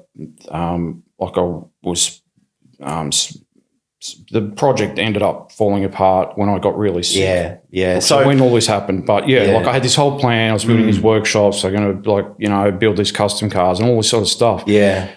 And I held that because I always achieved big things and everyone always said, you can't do that. And this was the one big thing, like this is what my life meant. Yeah. Right? This was the thing that got me through. And so I held this in my heart and I never told anyone about it ever until 2019. Right. And so a lot of strange stuff was going on for many, many years because I'm like buying all these tools and that for these kids to build these cars and everyone's and I'm building this huge property in that, like, no, I can't build a workshop. I have to build plans for like a 30-metre long workshop that's 6 metres high and all that. And everyone like throughout these like decades is like, why do you have so many tools? And I never told anyone, like not even my wife and my daughter. And I was like, I just like collecting tools. Like I never directly lied about it, but I covered it up because to be told that I couldn't do that or I couldn't do this mission, like it was too painful. And I was just like, because always people had said, oh, you can't do that. Like I'd build a vehicle, they'd be like, you can't do that. And I'd be like, yeah. Watch me. And so this thing I sort of held there and I was like, nah, no one's going to know about it till I've done it. And when I actually told, like when I came clean after, we had a whole lot of stuff, we made some poor investment choices. I had quite a large disability trust fund from that medical negligence case, which was not large to last for a lifetime, but, had it been properly managed and that, it was enough to keep them going. We made some poor investments. I got really, really sick and basically Tracy was, I wasn't able to manage it all. Tracy was unable to. She became quite mentally ill from that and some poor decisions were made and basically we lost all of our money. I've just really lost my train of thought there. There's a bit of trauma coming up from that. But basically, I'm actually dissociating from it because it's quite traumatic. But when it came to 2019, so by this time I've recovered, I've like solved most of my pain issues, I've repaired all this peripheral nerve damage, which I'll go into in a minute, and I'm like reducing all my opiates down at a huge rate. And so this was catalyzed by the psychedelics helped with this process? It was catalyzed by all that. And then, like I said, this is what I've been doing. Like I got $150,000 huge, like masonry wall with all these plants in it and these huge gates and just the whole property was like done as it was clear that I was doing some sort of big commercial project or some big thing, but I never admitted that to anyone. I was just like, oh, I just like big houses and I just like big fences and all, and which was, it wasn't exactly a lie, but it was like, it sort of was. And then, and I sat down my daughter and my wife and I told them what I've been doing for my whole life, Okay. Because I was 15 years old when I made this commitment that I was going to help these kids in this way and this is what I was going to build. And I even, I remember like lying there on the bench at night and they like doing the figures and I was like, as soon as I get $1 million, this is what I'm doing. And so when that, basically the day that court case finished and I went to my ATM and there was more than $1 million in there, I was like, this is it. This is what I'm on earth for. This is what I'm doing. And like I'd already been collecting all the tools and that for years before that, but I was like hardcore into it. Yeah. So Tracy was very hurt because the project was so big and I poured all of our money into it all the time. Like she just wanted a normal, because I poured all my sunshine, like we lived in a shed for 20 years. and she just wanted a comfortable house. Yeah. And so although she worked through all that and came to actually have a lot of respect for that and understanding of that, her initial thing was a huge betrayal because she was like, I've been living in a shed for 20 years because you've been hiding this secret from me. Wow. And I think it's natural for the initial response as a human to feel a betrayal like a child would of, like, what are they more important than me and your daughter? And so that was what she had to work through with getting that knowledge. And my daughter just looked at me and just burst into tears. And she was just like, I finally understand you. I've never understood you for my whole life. I've been looking at you thinking, what are you doing?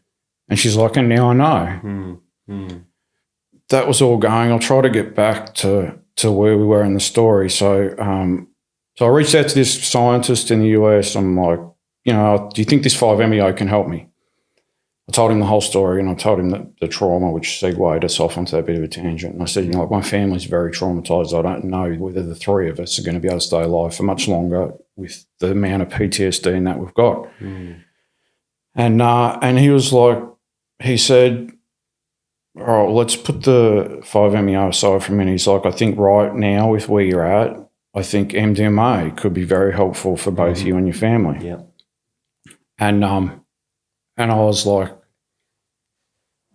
what? I was like, what are you kidding me? And I was like, you mean that party drug that all the kids die? Like, what are you talking about, man? What? All those, you've been reading all those Herald Sun headlines. That's all I knew about non-scheduled, like drugs that are scheduled. Yeah. All I knew was what the media had fed me. And I was just like, what? What? And he's like, just calm down. He's like, just go and do some research, And so I just spent a few hours on the internet because it's very different. It's all about your search terms, right? So, and particularly, right now, if you put in MDMA, you're going to get a whole lot of search results of, beneficial things it can do and other points of view as well. But back then, you would have to go to page 50 of Google to find anything that wasn't propaganda, that it was poison and that it's only about people partying and all of the whole narrative of, the carefully crafted narrative of the mainstream media and controlling governments and that, which was used a lot in COVID as well, where terms, this was done with COVID a lot as well. They don't even actually say this person died from MDMA. Yeah. Following, they use the word following.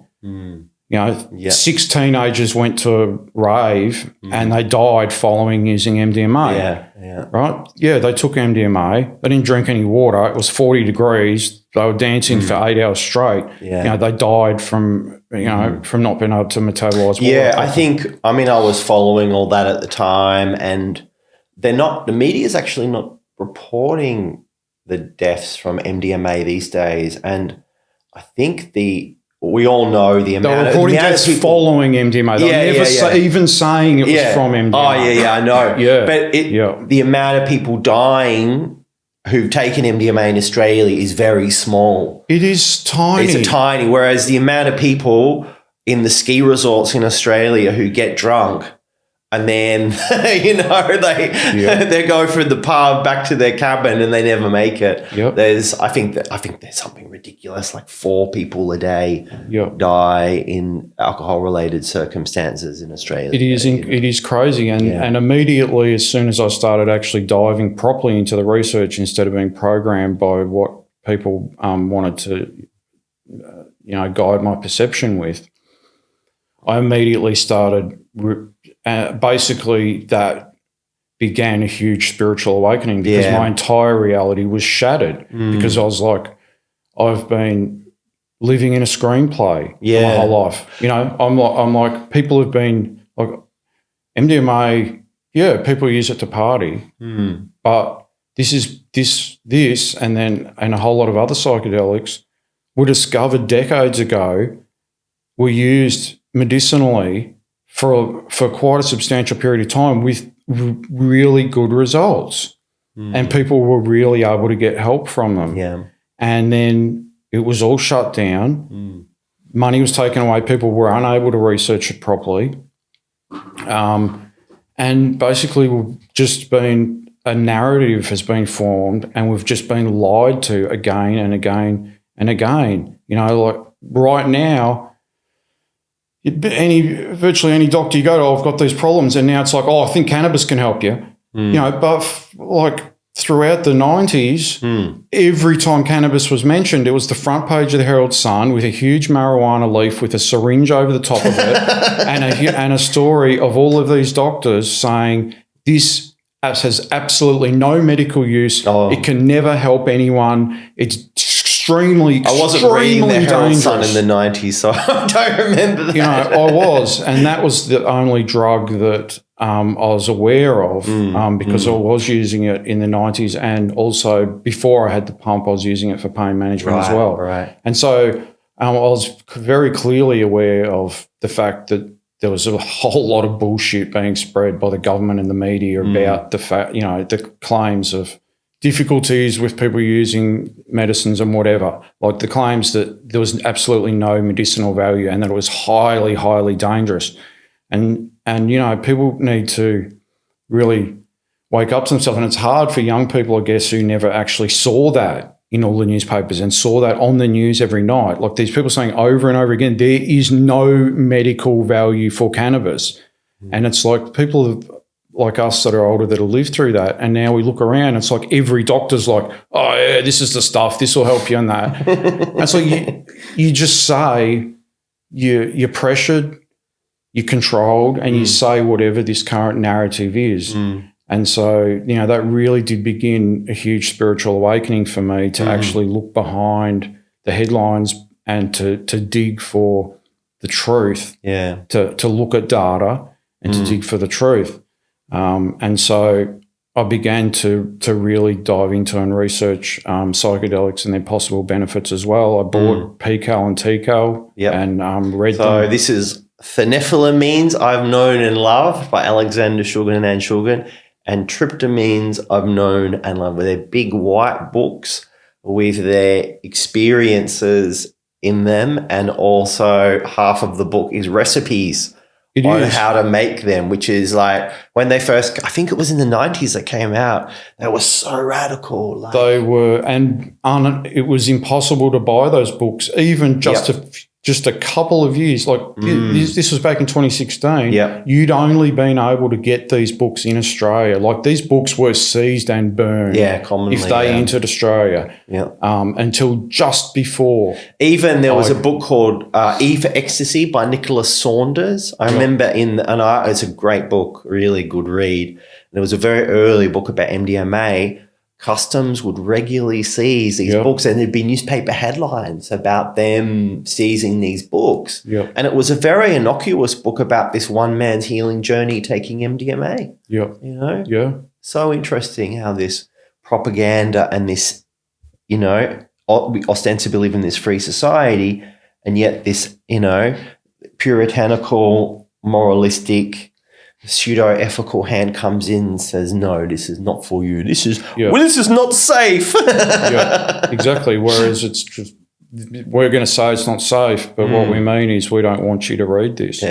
And so, it had only just, and the only reason why it was now able, because I just bought it off eBay, but only just a little bit before that, like there was no way you could do that because this was not allowed to be sold publicly. You had to find. And it's quite interesting. This wasn't happening in other countries.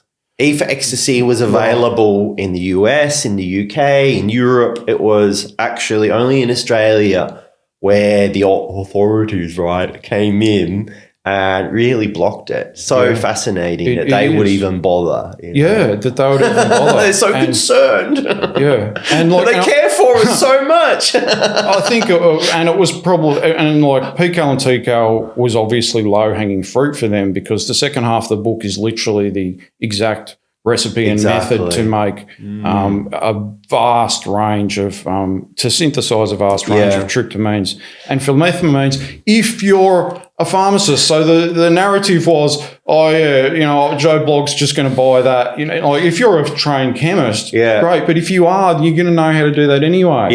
You know, just as a humorous aside, did you know that Alexander Shulgin played the viola at Bohemian Grove. Of course I did, because I've read the book. Yeah, and, I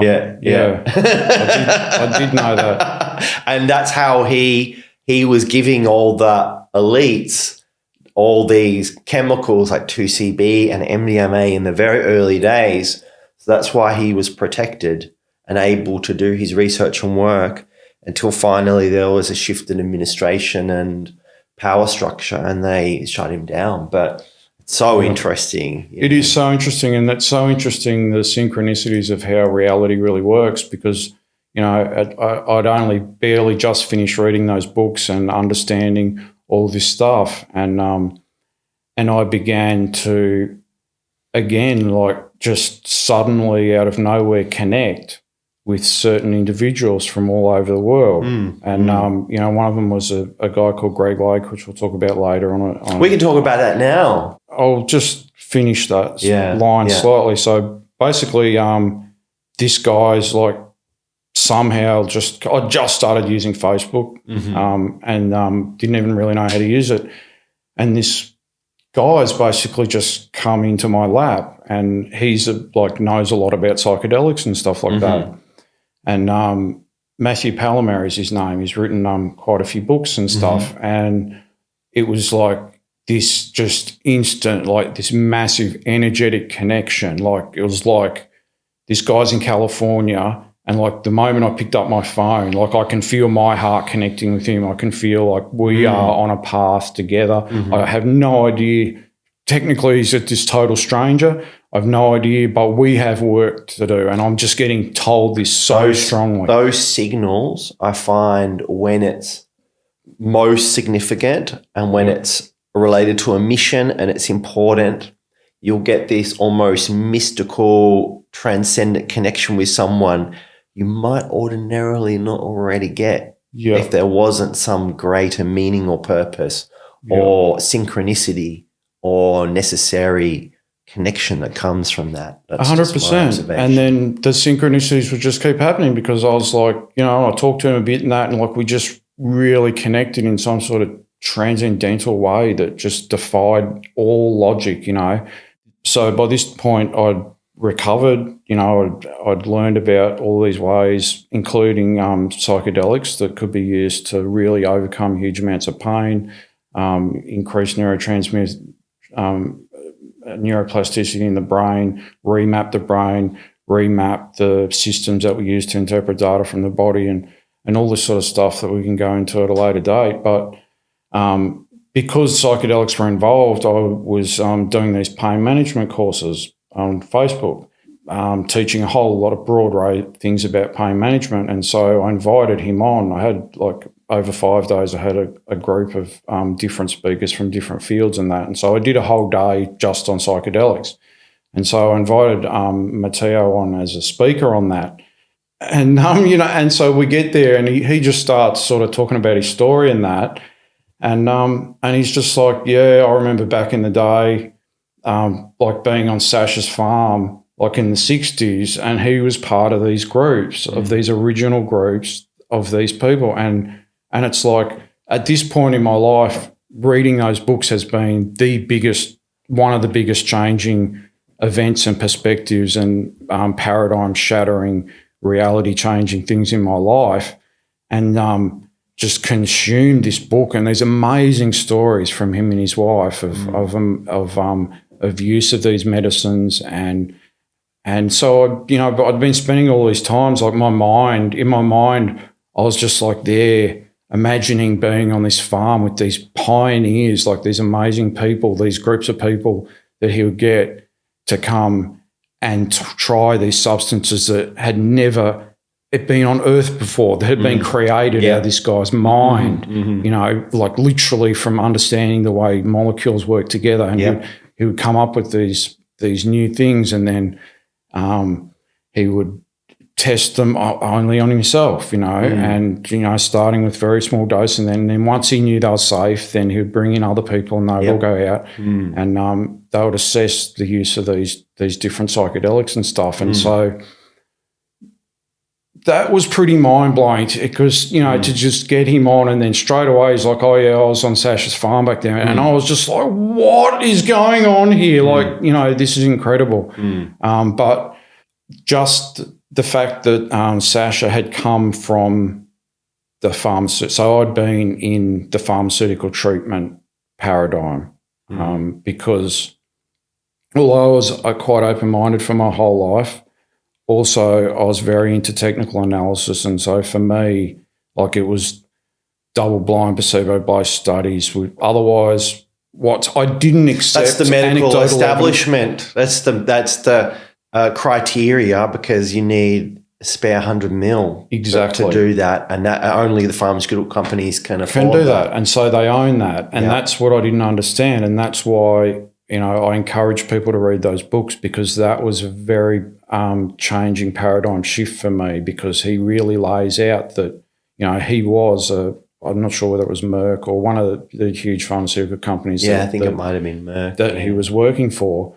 And, there was two things that he realised. It was like torturing animals and claiming that the data of mind-altering substances on them has got any relevance to the human experience, because basically you're just doing whatever until they die, and then you're causing, is not useful to how a human's going to experience these medicines. Yep. And also that that entire big pharmaceutical industry is controlled by money. Yeah. They control which universities. And this is what they did. This is how they got psychedelics out of the mainstream for decades, because they controlled the money, they controlled who's allowed to do studies, who's not allowed to do studies, and in many aspects they control the actual data and results. Like, there is so often an agenda behind it, and so things are skewed, and it's easy to take one study and interpret it in two different ways. So that was really important for me. And so that sort of broke me free, and to be able to really look a lot more and say, all right, before where I'd see a whole lot of anecdotal evidence. So I'd say, and often I'd go to my doctor and I'd say, I've heard all these people saying this can be really useful.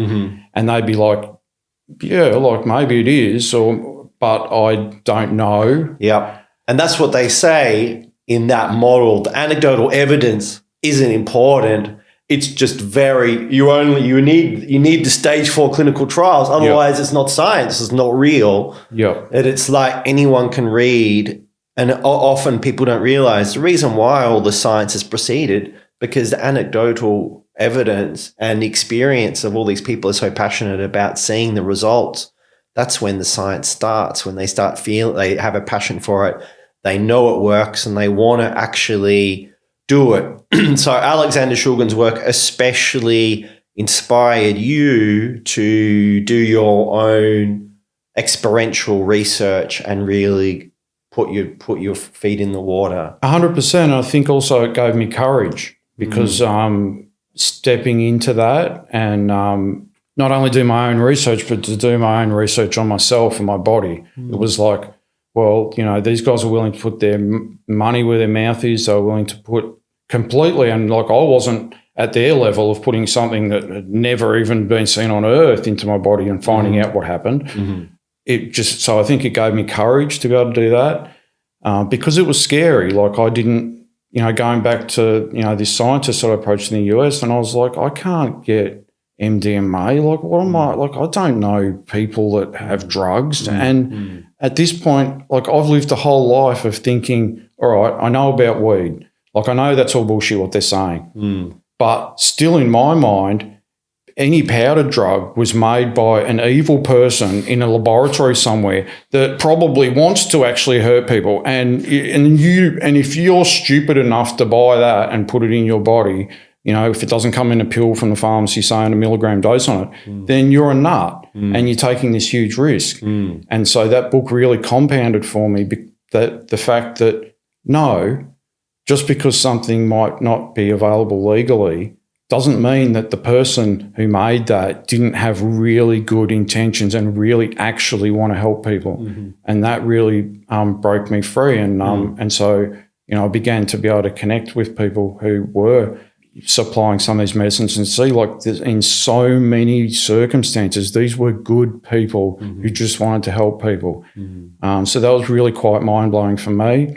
It was still incredibly scary to actually get. So I started off. I was like, I don't know how to do it, because there's another level of this as well, which is the illegality and the outlaw element. I'm not kidding you, like 100%, because I'm like, I've got no chance of getting this medicine. Like, so I've gone back to it and I've been like, yeah, like I see, like I've looked, like I think this actually really can be really helpful, but I don't have a chance. Yeah. And to his great credit, for me, basically as a stranger in a very, very difficult place, he put me in contact with someone in Australia who could help me with that. Yeah. And so basically, I just started off, managed to procure a gram of MDMA and a quarter of an ounce of psilocybin mushrooms. And so we're terrified because I'm like, I've got two sides of my brain. One of them's like, the truth now. And the other side's like, hang on, whoa. But over the top of all that was, and like, it's ridiculous and hilarious, particularly in this day and age in 2023 as it sounds. But, and obviously ridiculous. 2024, obviously ridiculous for people who've been in this space for a long time. But seriously, we both were expecting at any point for SWAT teams to arrive at the house and like we'll be like taken down, the door will be kicked in. We had a gram of MDMA and a quarter of a gram of mushrooms in the house, and that was what we honestly were like. I was like, any day now, like, but at this point it was like, well, it's my life. Literally got nothing to lose. I'm going to be dead soon. So I don't care. Like, take me away and put me in prison. And like I said, as ridiculous as it sounds, like, no one's going to drag you away and put you in prison for a gram of MDMA. But in my mind, that was seriously the choice I was making. That was the level I was at, and that was the amount of courage that was needed, for me to even have the stuff in the house, let alone to begin to experiment with it. So, we're talking about huge shifts in What's interesting in you say that, and I think that's a strong, feeling that a lot of people have. A lot of people who have professional jobs. I remember Greg Kasarick was, talking about psychedelic law reform years ago and doing a hunger strike in Burke Street Mall. And his regular experience was people coming up to him saying, I take psychedelics, but, I'm professional and I don't want anyone knowing about it. And, it's intense even today. If you're a psychologist in Australia and another psychologist finds out you're taking psychedelics, they are compelled by their institutions to report that person and get their license taken away. So we're still living in this quite tyrannical, system that punishes and, compels people by fear that they will be punished if they cross that line and that they eat that fruit, the forbidden fruit. And again, like, big respect to some of the psychologists and that I've worked in Australia that have for years been, helping people with this and having to navigate that delicate balance between, maintaining their qualifications and being able to help people. I mean, it's changed over the years. It used to be much more forbidden. And there's a lot of people who've done a lot of work in breaking down these walls. And, Anne Shulgin used to say that maybe after 10 years of knowing somebody, you could actually talk to them and tell them that you were working with psychedelics. That you could even be that open with them because it's just forbidden topic and that they would call the police or whatever, use that against you possibly at some point. But we don't live in those times as much as we did, thankfully. So I'm researching all these other psychedelics and that. So pretty quickly I come across this guy, Paul Stamets, and he's talking about psilocybin. So I'm watching all of these really old recordings of him, doing these speeches and lectures and really absorbing all this material. And I hear him start talking about repairing peripheral nerve damage by stacking psilocybin with lion's mane. Okay. And not just stacking it with lion's mane, but putting it with a pretty large dose of niacin to force it out into the peripheral nervous system. So, I'll talk about all this stuff from my point of view, not just as a lay person. And, I can be clear about, I can't say this is a fact of exactly what happened physiologically within my body. I didn't do a study group. I kept detailed notes of the protocol I ended up doing to repair my peripheral nerve damage, which took about 9 months. But yeah, I can't speak to what physiologically happened in my body. I can speak to my theories of what happened, and I can definitely speak to what I did and what the results were. Yep. And what I did and what the results were mind-blowing to both myself and all of my treating practitioners. Right. Absolutely mind-blowing. So basically, so I decided, all right, this guy reckons we can repair peripheral nerve damage by using, this epigenetic protocol, which is so I've looked into this, and then my mind's like, I'm diving into a lot of scientific research about nerves and so I'm thinking this is, and about epigenetics, because epigenetics has come a long way in the last 8 years.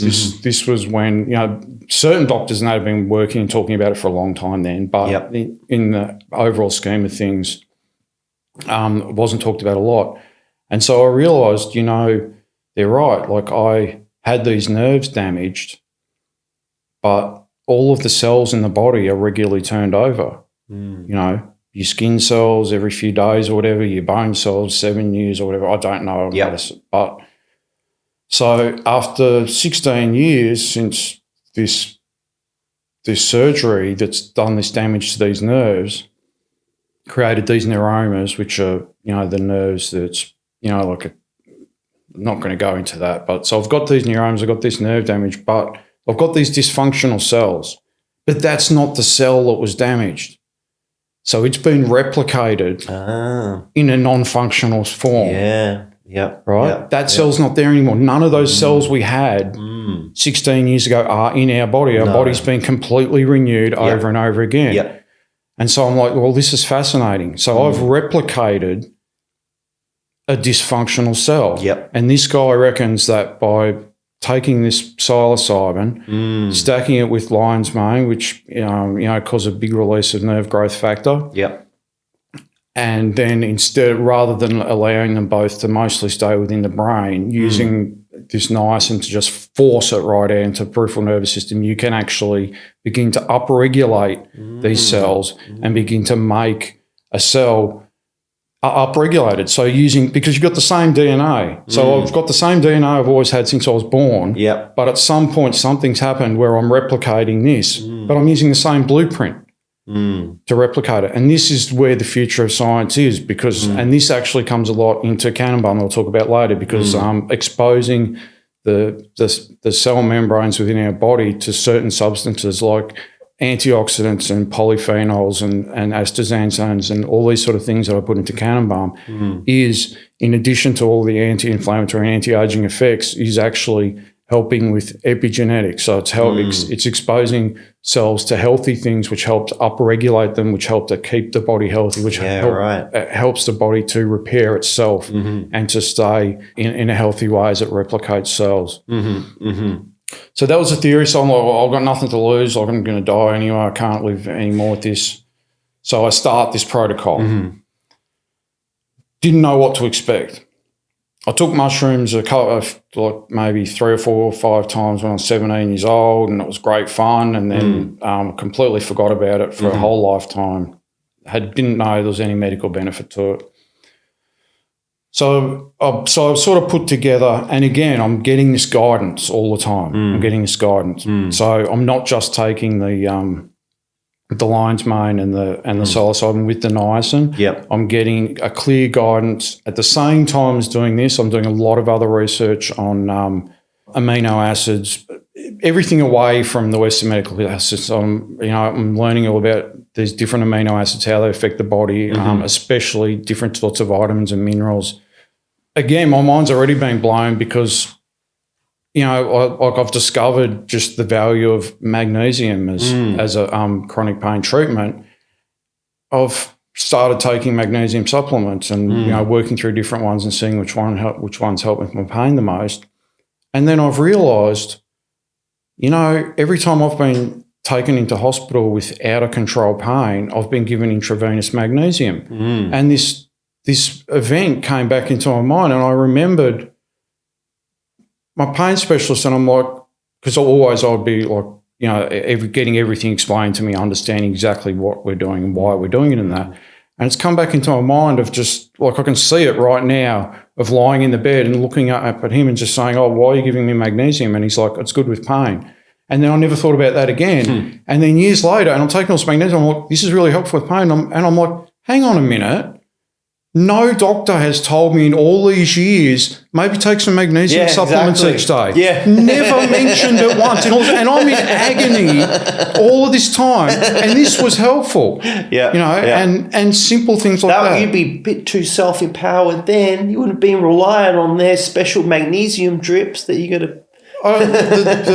The doctors that I had were all 100% doing their best with their training and all the things and the pressures I have and staying within their niche and that as well. But, with a few things like that, with people with peripheral nerve damage or neuropathy, any sort of thing with nerves, just most people are B12 deficient. Just taking vitamin B12 has such a profound effect, and for me was extraordinarily beneficial for pain.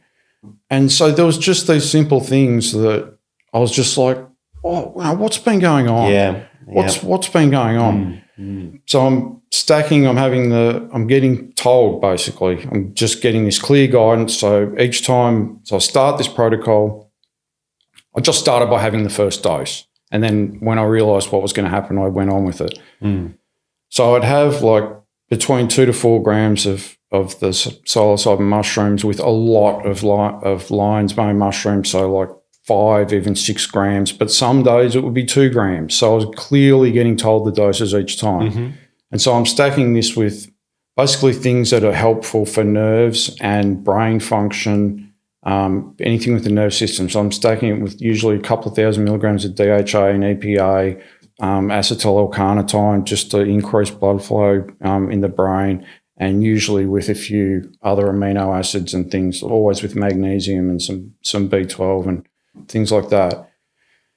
And so I started taking these treatments, and it was the most incredible thing I've ever experienced because the data was so clear. So I would take these mushrooms and with this other stuff, I would have the experience. So I'd be tripping for a few hours or whatever. And then, and I don't actually, I have misplaced the books where I used to record exactly the times and what happened and the effects and all this sort of stuff a few years ago. They're probably somewhere. But this experience would end, and then within this extremely small window of time, which I cannot remember, but it was somewhere between 40 to 60 hours after taking the dose, right? But it was actually about a 6-hour window. Suddenly my pain would drop by like 80%. Now, I've been having all of these treatment, like every treatment known to man, to try to get my pain down like 20% for all of these years. And I'm like, my mind's just blown out of the water. And it would happen right within this exact window, time and time and time again. And then over the next, so that would happen, my pain levels would drop massively. And then over the next 7 to 10 days, they would gradually begin to go back up to where they are with what I interpreted very carefully at the time was what I estimated at around about a 6% net reduction in my pain levels overall for each treatment. So that's why it took about 9 months to get to the end of doing these treatments. About again, I was intuitively and strongly guided, but I was usually between about every 10 to 20 days. Okay. I would have another one of these treatment protocols with the mushrooms and the other things. Yeah. And so what was your usage of MDMA in all this time? Was that related to pain treatment, or was that helping you in other ways? I tested it for pain treatment. It wasn't effective. So, I was talking to a guy in the USA, and he had been helping people with LSD and MDMA, and he'd had really, really serious chronic pain himself, and he got a lot of benefit from LSD. And he said he did have a few patients that had gotten some help with chronic pain with microdosing of MDMA, and I tested that out. It wasn't effective, but basically the trauma. So we were using it to treat trauma. Yeah. Trauma in you? Myself and my family. Right. Yeah. And in general, what was the effect and benefit that you found from the MDMA? Extraordinarily effective for trauma. Obviously used carefully with intention and properly. Yeah, like obviously just scoffing some ecstasy and going to a party is not going to help your trauma in the slightest. No. And that's the thing, I think people don't understand what you really got to do. It's like Terence McKenna will talk about a dark room, 5 dry grams. You literally need that metaphorical dark room with MDMA. You need just space. And you need space for whatever to happen and whatever processes that want to come up, and for you to actually go into that journey of inquiry and surrender. And I think MDMA does bring about quite a lot of surrender, and you get these realizations, and you're able to talk about things that are traumatic. That's why it's using PTSD. 100%. And in relationships, you can talk about stuff that you wouldn't ordinarily be able to talk about very easily. Exactly. That's where it's benefit. That's why it's such a highly effective tool. And that was 100% what we found. And obviously that's what we were expecting, having read Pico and Tico and, gone into a lot of the work that Anne had done. Yeah, we were amazed by the effectiveness of it. Just being able to basically dampen that physiological traumatic response to bringing up a topic and verbalizing it. Yeah. And so it was very beneficial, for my wife, who had a very abusive childhood. And, there was things that, and, most of us. Not just very abusive, but extremely abusive. Extremely. Yeah. So things that were 100%, so many things were 100% repressed, but which is often the case, there's actually a time limit.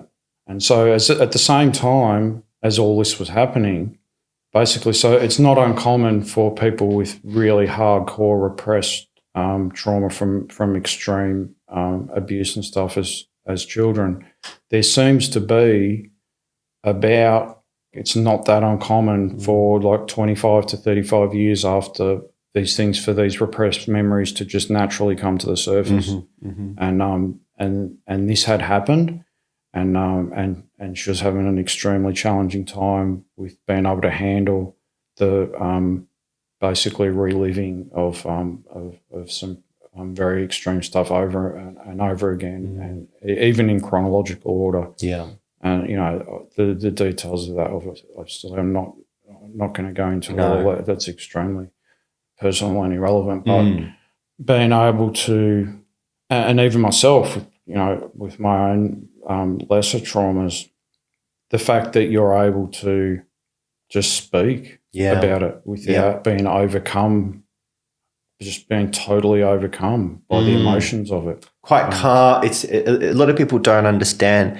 MDMA actually is quite calming. If it's pure MDMA, it's not just like put your hands in the air and party. It's actually, if it's pure, it should relax you, and you should be floating and feeling safe enough to talk about what's true to you. Yeah, exactly. And, obviously just the high levels of oxytocin release that you have, when using that medicine means that it's a huge pattern interrupt to the brain, because you're able to speak objectively. It's like you're speaking about someone else's trauma. And not only are you not being completely overwhelmed by extremely difficult emotions, like your oxytocin levels are so high, like you actually feel great. There's different levels to that when you get to the really deep stuff. So it's like, but it's like you can talk about extremely traumatic stuff. You don't feel great, but it doesn't feel like the world is going to destroy you when you're talking about that. Exactly. And, for people with a lot of trauma, basically it makes it possible. And it was 100% clear very early on from the beginning that we were doing 10 years of talk therapy in 2 weekends. 100%. Undoubtedly. Like the amount of years, the amount of time it would take to get trust with the therapist, to be able to open up to that. The amount of time it would take to be able to regulate your emotions during those events without spiraling into your whole life going out of control. You're talking about years and years of treatment. Yeah. And so these are extremely important, valuable medicines used appropriately. 100%. Yeah. We're heading up until 2020, and 2020 comes along and we all know what happens then. But you had some dramatic events occur to you. I had some dramatic events in 2020. So I've repaired all this nerve damage, but at the same time, so there's two big aspects to this. There's the physiological side, right? So there's the theory of the fact that we're actually physiologically repairing these nerve cells, but there's a whole other level that's going on as well. So we're remapping the mind, we're changing, which is what psilocybin and a lot of psychedelics is really important for. So where I'm getting a better understanding of pain, and I'm remapping of completely, like I said, from seeing the Vietnamese guys burn themselves, I've realised the experience of pain is entirely created within the mind. All we're getting from our body is data. Definitely the psilocybin treatments, there was two sides to that, and there is no possible way with a control group of one person, and it all being anecdotal, that I can actually say what percentage of that was epigenetic neurogenesis and what percentage of that was remapping of the mind. But I have, in either way, now gotten my pain levels down massively, and I've got this pump inside of me just pumping all these opiates into me, and so I'm starting to get side effects from that. And so I'm like cranking this pump down. So I'm spent pretty much the whole of 2019 just like turning this pump right down, going into opiate detox. I had all the computers and stuff to reprogram it myself, which is not, obviously it's highly contraindicated. My doctors were not aware of this at the time, because seriously, like one decimal, like when you go through a program, you put one decimal point in the wrong time, in the wrong place, that's it. Like you're dead. You're going to get overdosed as soon as you put the machine. So you're reprogramming the machine with your or your technology you'd obtained somehow. So basically, I managed to find someone over in Europe who would sell me one of the computers that the doctors use, and that is very highly contraindicated for a patient to have, and obviously doing it very carefully. So I'd go through and write out all the steps and the doses and all that stuff, and then in a book, and then I'd give it to Tracy, and then she'd go through it, and then I'd have tick boxes, and she'd tick it and double check it, and then I'd triple check it and all that, and then I'd program it. So, we were using as much safety protocols as we could, not recommending to any patients to go out and get their own computer. But so basically I spent 2019 just hardcore going through, it's not a lot of fun, but when you're not addicted, it's easier, but it's still I had obviously extremely high level of dependency. And so there was a lot of very challenging detox with that, which went on for all of 2019. And then on top of that, at the same time, my testicular pain levels gone down so much, like I had not had my legs my legs have been completely spread apart because I had so much testicular pain, right, for nearly 2 decades. And so the first sort of 5 years of this, I had immense back pain, right, because all the whole geometry of my hips, my legs, my back was all changed. So some muscles are getting stretched all the time, some are too short. My hips are being, forced into different shapes. And so, I used to have hardcore, deep tissue, extraordinarily painful massage for years. Like I used to go first, I had muscle relaxants, I'd go and have acupuncture for 2 hours, and then I'd rock up to have these extremely painful massages, and eventually we're able to re-stretch all of the muscles and change them. But now I can put my legs together, but this is agony, right? Because all the muscles have changed lengths. So I'm trying to walk and I'm in this huge amount of pain. So I had to do 8 months to a year of this hardcore stretches and like physiotherapy for about an hour, 40 minutes to an hour, 8 times a day, no matter where I was. All I did was this hardcore stretching, and I'd be punching all these muscles trying to get them to stretch out and that. So this was extraordinarily challenging just to get, even after solving the testicular pain, to just get my body back into a form that I could function as a human and walk around. So I'm doing all that, the detox and all that, and I ended up lost 60 kilos along the way, rebuilt my gut microbiome, learned all about health. I'm buying all these polyphenols and antioxidants and taking all this stuff.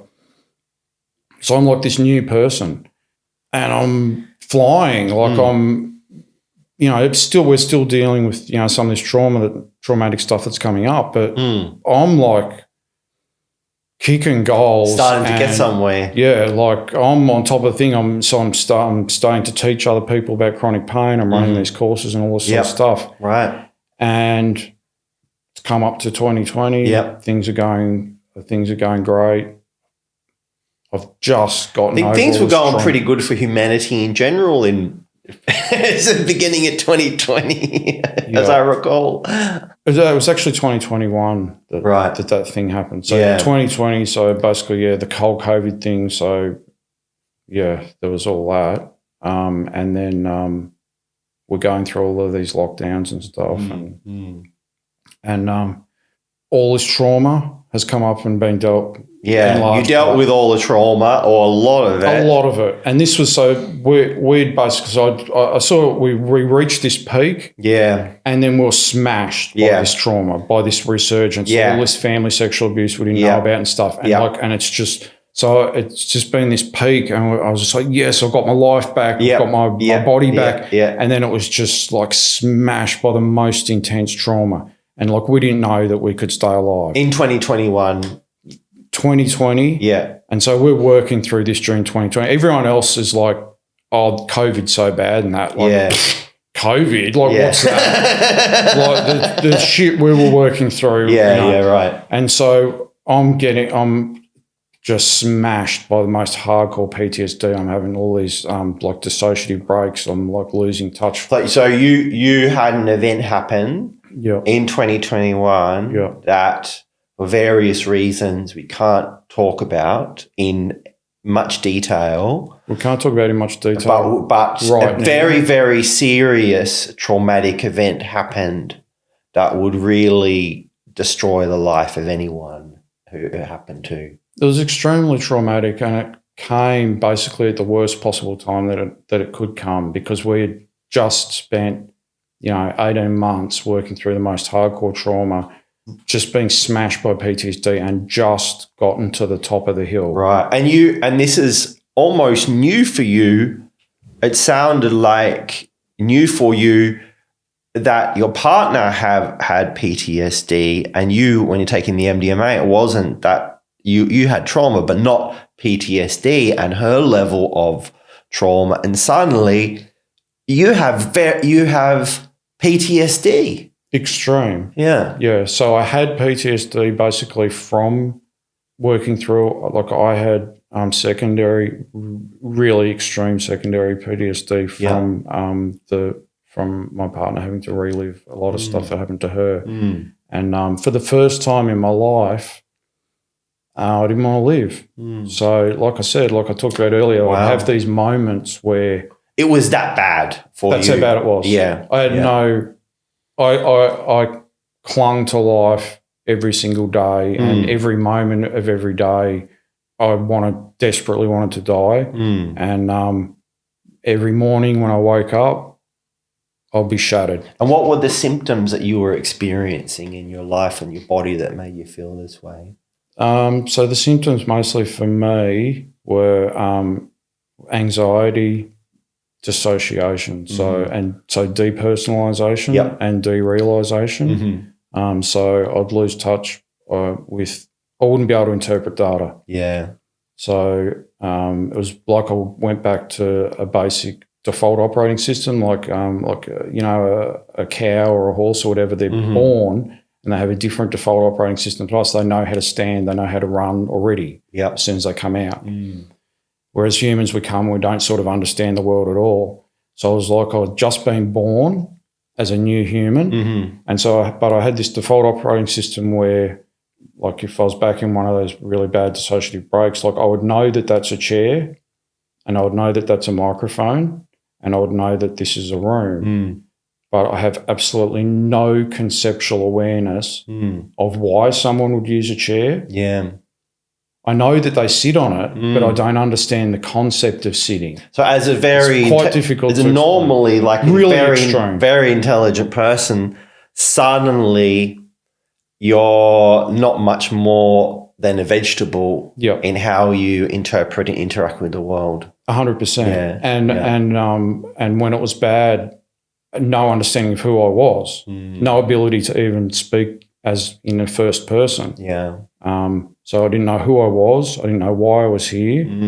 And you weren't able to really function and do that much in this framework. Were there times when you had lucidity and you were able to do things? In between, and that was where basically Cannonbalm came about and sort of really saved me, because it was just in the breaks in between that when I could actually be functional at all. And so you had some lucidity, some hours or a day or two.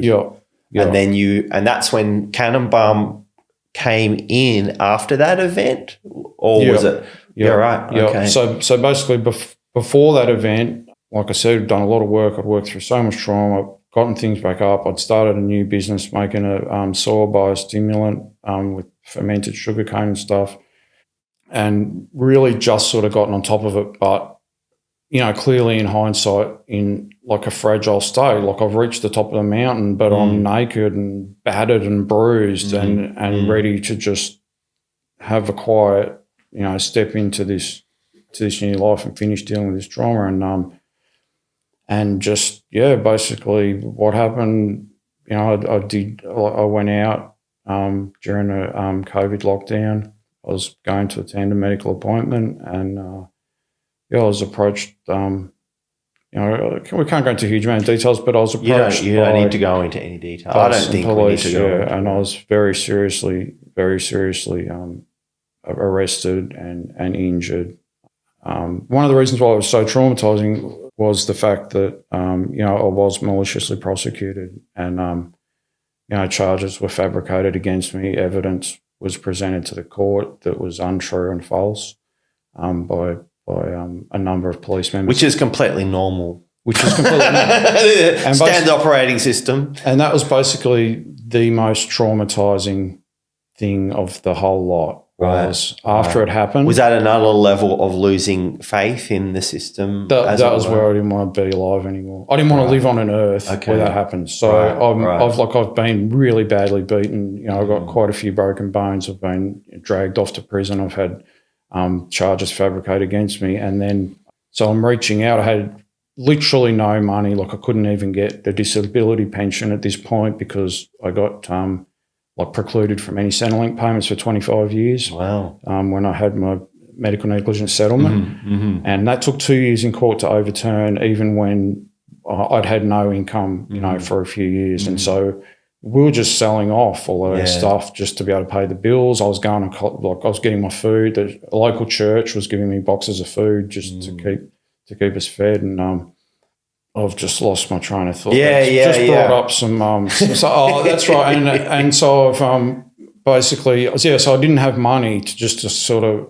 so I'm like ringing some few law firms, and I'm like, what do? I don't have much money. Like, can you help me with this? And they're like, what's happened? And I'm like, well, this is what happened. I went out, during lockdown, and some police came and basically they misidentified me as a COVID protester that they're looking at, who'd been protesting in the area I was in earlier in the day, because I wasn't wearing a mask, which I did have a mask exemption. According to their own testimony, they identified me as this person of interest. Due to the fact that I wasn't wearing public enemy number one. Public enemy number one. Someone who doesn't agree with the masks and lockdowns. In Sweden, life went on as usual. This guy apparently had been just standing on the sidewalk. That was the extent of his crimes, and they thought that it was okay to use that level of violence against me, and ripped apart, raided my work vehicle with all the sign writing and that. That was the end of my business. After right in the middle of my small town, in the mid-centre of the main street, while they had me in prison, they came and tore that apart. So it was just so extremely highly inappropriate. But what really shattered my faith and made me not want to be on earth anymore was just reaching out to a couple of these lawyers, and I'm like, this is what happened. I got assaulted by the police, so they beat me up in that. And I was like, but you'll never guess what happened next. You'll never guess what happened next. And they're like, what? I said, they charged me with assault and battery and all this stuff. And they were like, oh yeah, that's what they do every time. Yeah. And sorry for laughing, but I'm already dealing with all the trauma from this, and just trying to keep a grip on what's real in the world, because the whole thing, even now, just saying, like, could that have even really happened? Could that have really happened? Did I really get bashed that badly and then dragged off and put in prison? So I'm like, my mind's like, is this even all real? And they're like, yeah, that's normal. And this lawyer, and I'm talking to this lawyer in Melbourne, and they're like, we've been doing this and helping people with this for 30 years. And she's like, in 30 years, I've never met a case where police haven't assaulted someone and then charged them with assault. And I was just like, I don't want to be alive anymore. Like, how can I be? You hadn't heard about this sort of thing happening before to other people? I had no idea. Okay. Like, that just broke me. It just shattered my Like, you believed confidence. in the police as always being universal protectors? No, and in fact, obviously, I'd been seeing a lot of inappropriate behaviour by them during COVID. I was not the first person, because irregardless of whether people, I'd seen their behaviour towards people who were protesting in Melbourne, because whether I was a protester or not, even if I had have been a protester, that was still that does not make it in any way right. I support people being able to protest. It's not my thing to be out on the street protesting, but 100%. I totally support and am interested in what they've got to say as humans and stuff like that. And obviously well aware of the fact that sometimes police act inappropriately. Again, like that. Did we talk about the house I had with the homeless people? Well, actually, like these guys were so appreciative of all the help I gave them. While I was out at work one day, I come home from work and they were kleptomaniacs, right? And they'd burglarised all these houses in my street, and they were like, look what we got you. And they've set up my whole house with like big screen TV, new couches, like gardening equipment. Like they're like, go at the back, we've got your mower and a brush cutter and like all new bedding and like the whole. And I'm just like, what in the fuck? And I'm like, get this shit out of my house, And I actually got like raided because they actually called a cab to the crime scene and loaded all the stolen. Like they were just crazy kids. They were like 15 years old and traumatized, and they were nice kids. Yeah, and I was helping them. They're actually really The heart was in the right place. Their heart was in the right place. But related to police. But I was treated quite inappropriately and chained to a table and beaten for information then. Wow. Just because I was there because they raided really in the morning just as I was leaving for work. So, I knew that police could behave inappropriately. Yeah. And all that trauma came up. From that, because that was when I was only 17 then, and, it ended up fine for me. I wasn't involved in any of it. But the raid and all that sort of stuff was very traumatising for me. I just want to say we're not having a go at police. Not at all. I know a lot of police. Yeah. I know people who used to be in the police. I think it's extremely difficult job. I wouldn't want to do it. I don't believe in defunding the police or anything like that. I think that how they even do it, I don't even know. I don't know. And I think the police often do a great job in our community. On the other hand, we know that stuff like this goes on. We know that stuff like this goes on. And they know stuff like this goes on. And in all honesty, I long since worked through, I don't hold any animosity. I've completely forgiven all of the ones that were involved that injured me and even the ones that prosecuted me. But I've never held, I've always had a lot more, my complete outlook the whole time has been that their bosses held the vast majority of the responsibility for that. These guys were, and even one of the, because they all lied, but when I was in hospital, I looked around and I looked at each of them dead in the eyes, and I saw a lot of fear from all of them, and I knew that they were going to lie in that. And then I looked at one of them, and I saw shame and regret. And when I got out of prison, I came home and I said to my wife, one of them's going to tell the truth. One of them's going to tell the truth. And that's actually what's happened, right? So one of them has told the truth, and he has intimated in his evidence that that they were told, they were briefed. Right. These are soldiers following orders, and if you don't follow orders as a soldier, you're out. Yeah. Right? Yeah. And so with the whole COVID thing and most of the inappropriate action by police, I hold a lot more responsibility to the higher levels of and then police. there's high levels above them, they're they're just following orders, right? And they weren't just following orders, they were scared as well, and they were being indoctrinated with a vastly inappropriate amount of fear of what this virus was and things like that. And so it was a very difficult situation for everyone. I'm not excusing their behaviour, obviously, there was no need to do that, but I understand it.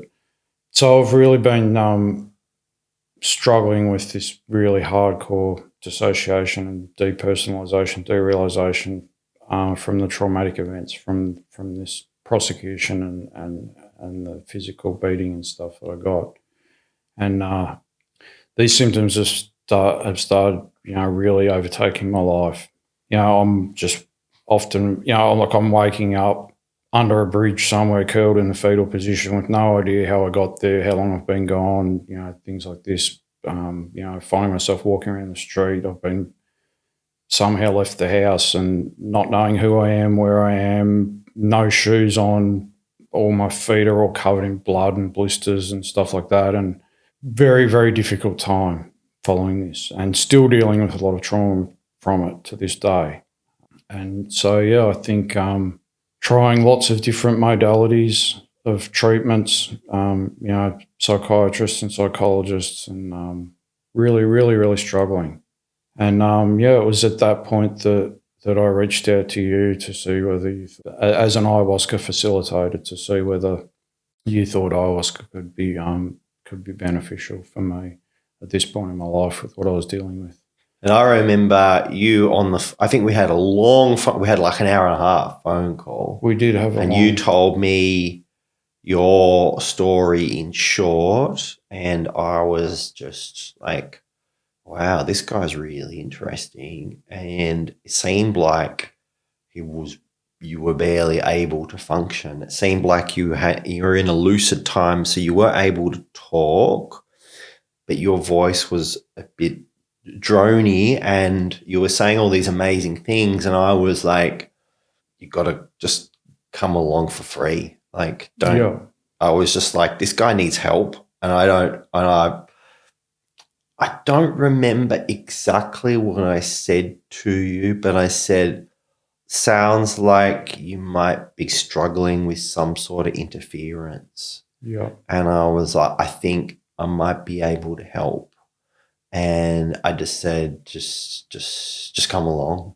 Yeah. Just come along. And then we had the group was in rural Victoria. Yeah.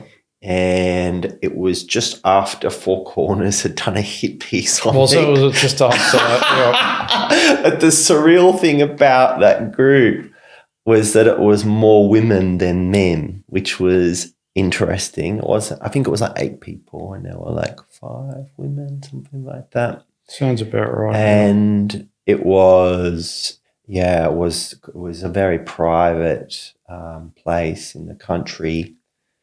And I think the first night you said, I think I got the guidance as well, not to give you very much ayahuasca. It wasn't that you didn't give me very much. It was, I've been dealing with all this dissociation and I'd used DMT already during my initial psychedelic treatments earlier, before all this happened, as part of my pain recovery and the trauma stuff as well. So I'd had a bit of experience with using freebase DMT. Mm-hmm. Mm-hmm. You know, I knew what a safe place that was for me, and always whenever I'd taken DMT, it had been, well, at least you never know what's going to happen, but the vast, like 96% of the time I'd taken it was just amazing. It was amazing, and I felt really good having it and after it, and it had been quite beneficial. And so I remember on the first night, you gave me the medicine, and we were just sort of sitting around waiting for it to start to take effect. I started to feel it coming up quite strongly, and I was like, all right, well, this may be my last chance for a little while to go to the toilet. So I said to you, I'm just going to go to the toilet and have a pee. And then I went to the toilet and I was urinating, and I was just like, yes, like, here it comes. You know, this is the place where I know I'm happy. And, because I can remember the first time I ever had freebase DMT, and I'd spent my whole life, like, I was open-minded to religion and spirituality and there being another side and other lives and all this sort of stuff. But again, like I said earlier, I was quite analytical and that. And so I was like, there's no way I can get evidence I can put down on a piece of paper for this, so I'm going to put this aside and I'm going to live my life, and did live my life under the belief that you're born, you work, you build stuff, you buy stuff, you have stuff, and then you die, and that's it. Simply because I just weighed it up and I was like, well, there seems to be a little bit more evidence for that, so I'm just going to go with that because I can't be bothered thinking about it or whatever. And I remember, like, the first time I ever took DMT, which was the most terrifying experience of my life, because I knew I had to surrender. And I'd been in control all my life. Like, with all these medical treatments and that, like, I was on top of everything. I controlled everything. And I knew that I'd done a lot of research on it before I took it, and I knew that if I didn't surrender, this wasn't going to go good. Yeah. Like, my wife was with me and we were sitting on the couch together, and she was looking at me, and she was about a metre away. I was the most terrified I'd ever been in my life. And she said she had never even seen me scared. She'd never even seen fear in me. And she said she's never seen a person more terrified. And she could hear, like, my heart, as I was getting ready to take it, was thumping so hard she could hear it from a metre away. Yeah. She could hear it from outside the couch. That's how terrified I was. But I knew that I had to do it. And I took the medicine, and bang, I went there. And I just got there and I was just like, what the fuck? I've been here so many times before. And I'm like, and this is reality. Like, that's the dream. Yeah, exactly. Yeah. And I just, and I can remember, and I just opened my eyes with the biggest grin on my face. And I just said to her, I was so wrong. I was so wrong. And yeah, I'm like, as soon as I got there, I was like, wow, I've been here so many times before. Yeah, that's the dream. Yeah.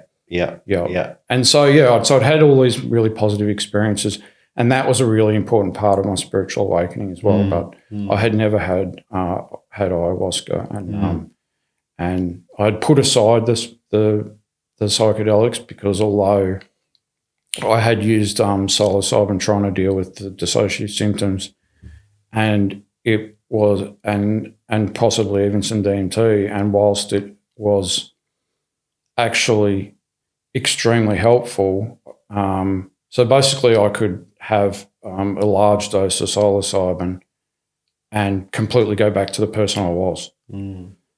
So I hadn't been able to understand anything for like at least a year. Like I couldn't understand the simplest things. I didn't know how to boil a kettle half the time. I didn't even know who I was. I didn't know who Rohan was. I didn't know how to. I had all these tools and equipment and this big like property development project, and I didn't understand any of it. I didn't know how to do it. And I'd look at all this stuff and I'd be like, what am I meant to do with all Rohan's stuff? Like, what do I do with this stuff? What do I do with this life? You know, when am I ever going to remember who I am and what to do with it all and stuff? And I could have a dose of psilocybin and bang, I'd walk back on the property and I'd be like, oh, that's a sewage treatment plant, and I'd see it and like I'd rebuilt it all and I'd be like, oh, that's how the aeration system works, that's how that works. And I could understand it all, but I couldn't stay in that state. Right, so I'd have like a few days, I'd have like 2-3 days of basically it's switching off. So switching off all these neural networks that I've been stuck in from this trauma and shutting down that new default mode network that I was in. But no matter the amount of hard work I did and the integration I did, the experts I talked to helped me with it, I couldn't stay in that state, and I just regressed back to that again. Obviously just taking psychedelics every week to try to be normal, that's not going to work. And so I'd put them aside to try to find other modalities. And I'd gone back and actually tried some pharmaceuticals and you know, working with some psychologists and stuff like that. But I wasn't getting results from that either. Yeah. And that was when I reached out to you about that. I'm there in the toilet and I'm like, yes, like I'm ready, you know. And I just walked back out and I looked at you and like I was so happy, and I'm like, I just closed my eyes for a moment and they were like, you're not going anywhere. And I just looked at you and I said, they said I'm not allowed to go. And you said, and that was it. Like it was like I didn't take the medicine, or it was like I just had a tiny bit. I just felt calm for the night, and I just sort of chilled there and just energetically supported the other people that were in the space. But, you know, it's one of the things that shows you how fascinating psychedelics can be, that physiologically you've taken that dose, and I felt it coming up and like, oh, you know, and yet, you know, the medicine decided, because once I began working with these medicines quite early on, it became very clear to me that they have a consciousness and that they want what's best for you and they will guide you. And, you know, on this occasion, I needed to be shown that Earth is where I need to be right now, and I need to come back more into myself because, you know, the dissociation, the natural dissociation I was having, it's a protective mechanism of the fact that my psyche just couldn't handle what had been happening to me. And so it was completely stepping back from this reality. And so what I didn't need on that night was to go to somewhere where I more particularly at that time considered home and where I wanted to be. Did you understand what we were doing in that group with people? Did it ring true to you or make sense to you at the time? The torping? Yeah. Not at all. What did you think? I was just at the same point I was at when I was the exact same point I was at when I was getting ready to die, and I was like, "Well, I've got nothing to lose. Like my mind's open. Yeah, whatever. If it's there, I'll try it." And so yeah, I had no idea. You were like, "Maybe I can help you with this torping," and I was like, "Yeah, well, go for it. I've got an open mind." I'd certainly learned by that point through my spiritual awakening and that to never assume from your own experience that something's not real or that it can't be of benefit, to actually test yourself and to always keep an open mind.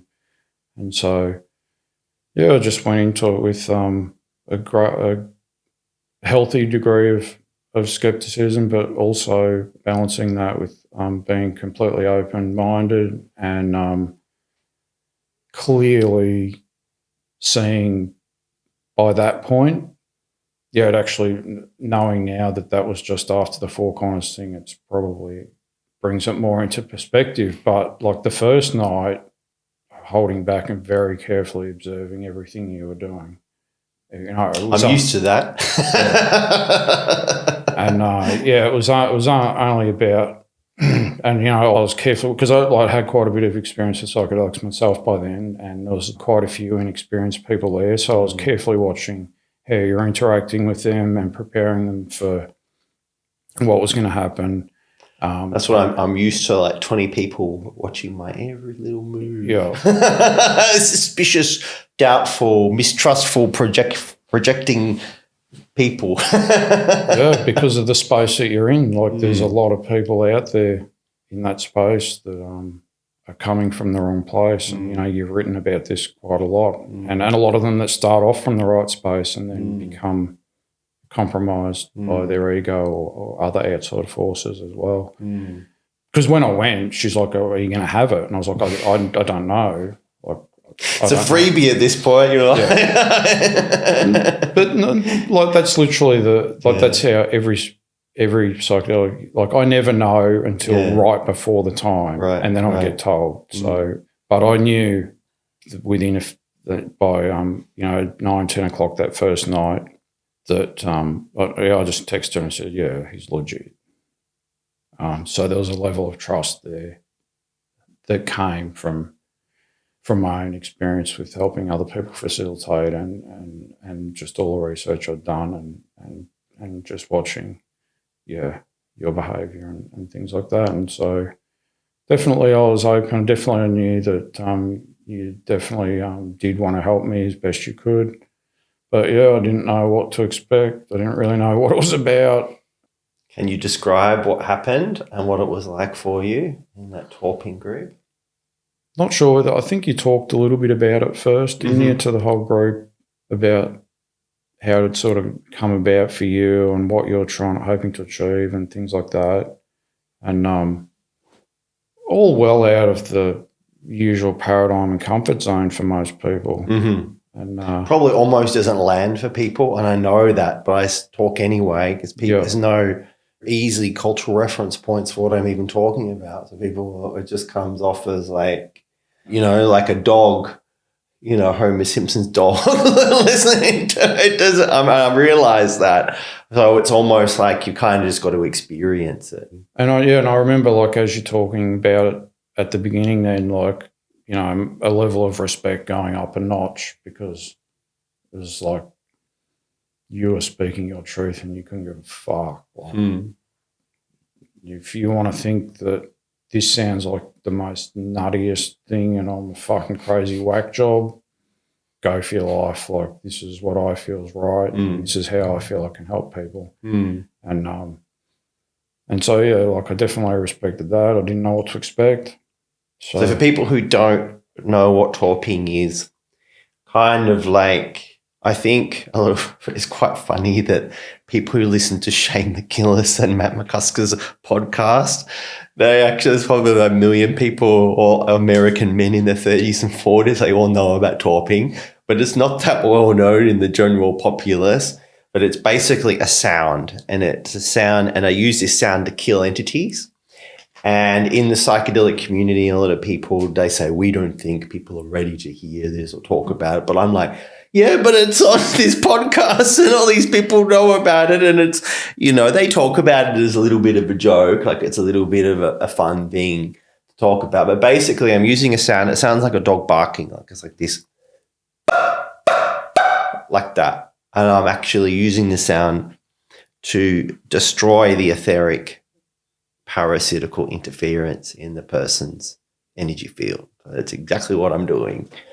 And so it is quite loud. And can you describe what that experience was like for you that day? It was crazy, man. Like, it was not what I expected. So, yeah, I just sort of laid down on the ground and I'm like, all right, you're going to do something, what's it going to be like, It was intense, and there was, like, I'll just preface it by saying there was absolutely no drugs involved or anything like that. This was the morning after the first night, so the first night we just had a meal together.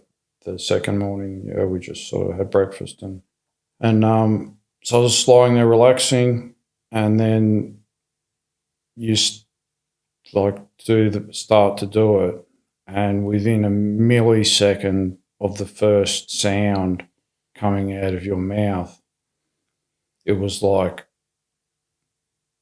being shot by a shotgun, but with like some sort of energy weapon, like advanced energy weapon. And I can just feel my body being smashed by these waves of energy. And as they're hitting me, like, my body's just responding. I've got no control over my body. I'm just trying to sort of lie there quietly. But, like, as you're doing it and they're hitting my body, like, it's smashing up and it's convulsing like this. And then I start feeling, like, inside me things, like, in my gut, and I could feel it, like, limbs smashing from the inside in my guts, like that Alien movie, exactly like that.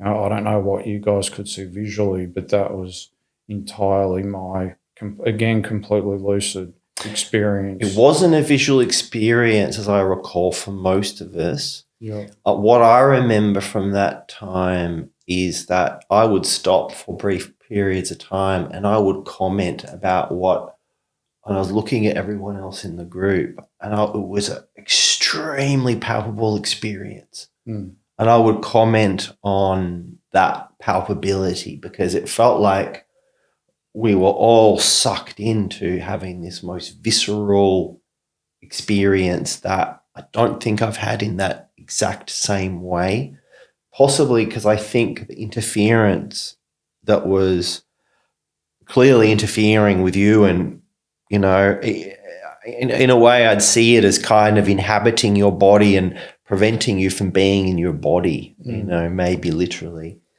And I was clearing that out. And at the time it was leaving, and then you were coming back into your body at the same time. That's definitely what it felt like to me. And, by the time you finished, and it went on for quite some time.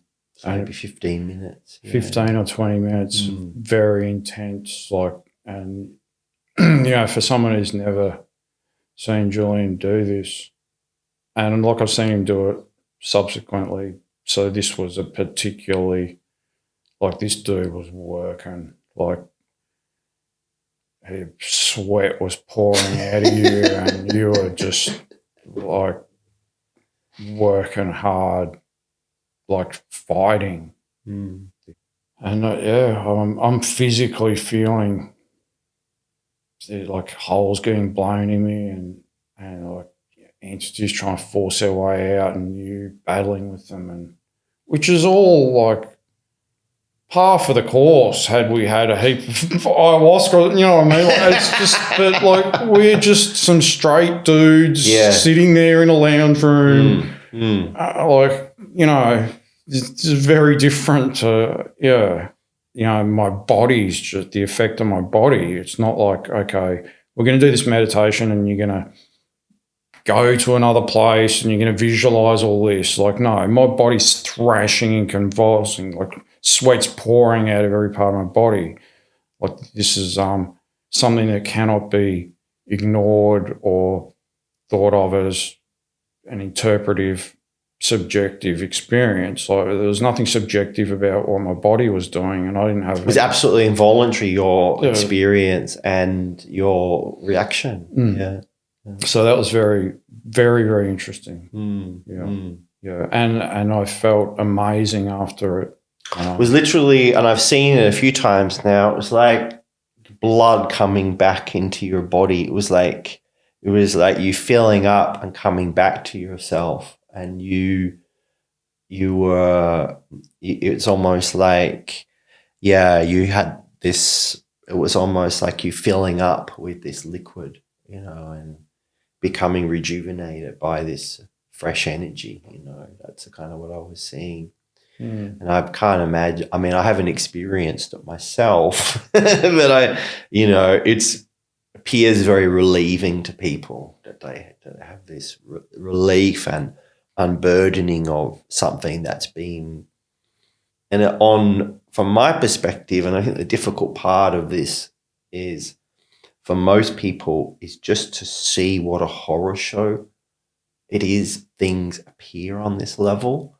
And I think when you can come to terms with the horror show, you can actually address the horror, because it is like Alien, and it is most people's conception of horror is in the realm of fantasy. Yeah. And then we have this, and also correspondingly, say the psychedelics especially will show us that what we call fantasy, there's also immense beauty and magnificence that we would just consider fantasy as well.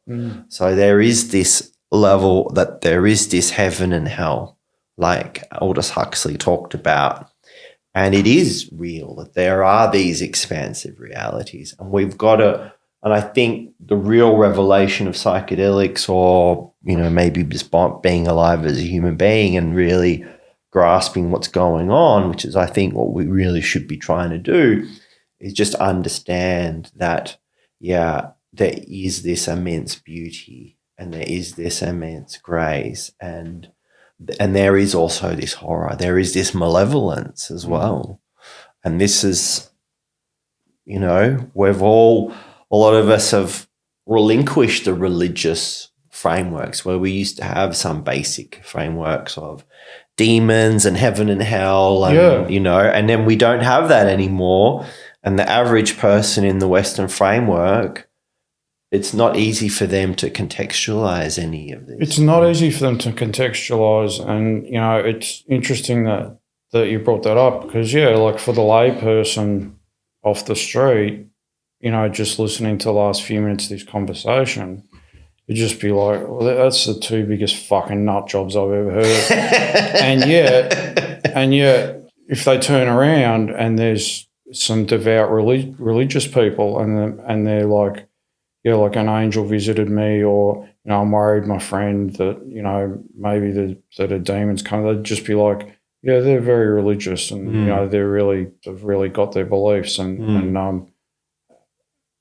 a lot more accepting of that, and that people have different faiths, but it's really the same thing. Like, they're talking about entities, whether it's an angel or a devil or a demon or something like that. So, and which is all just cultural things. And fear of what the unknown, things in unfamiliarity. Yeah.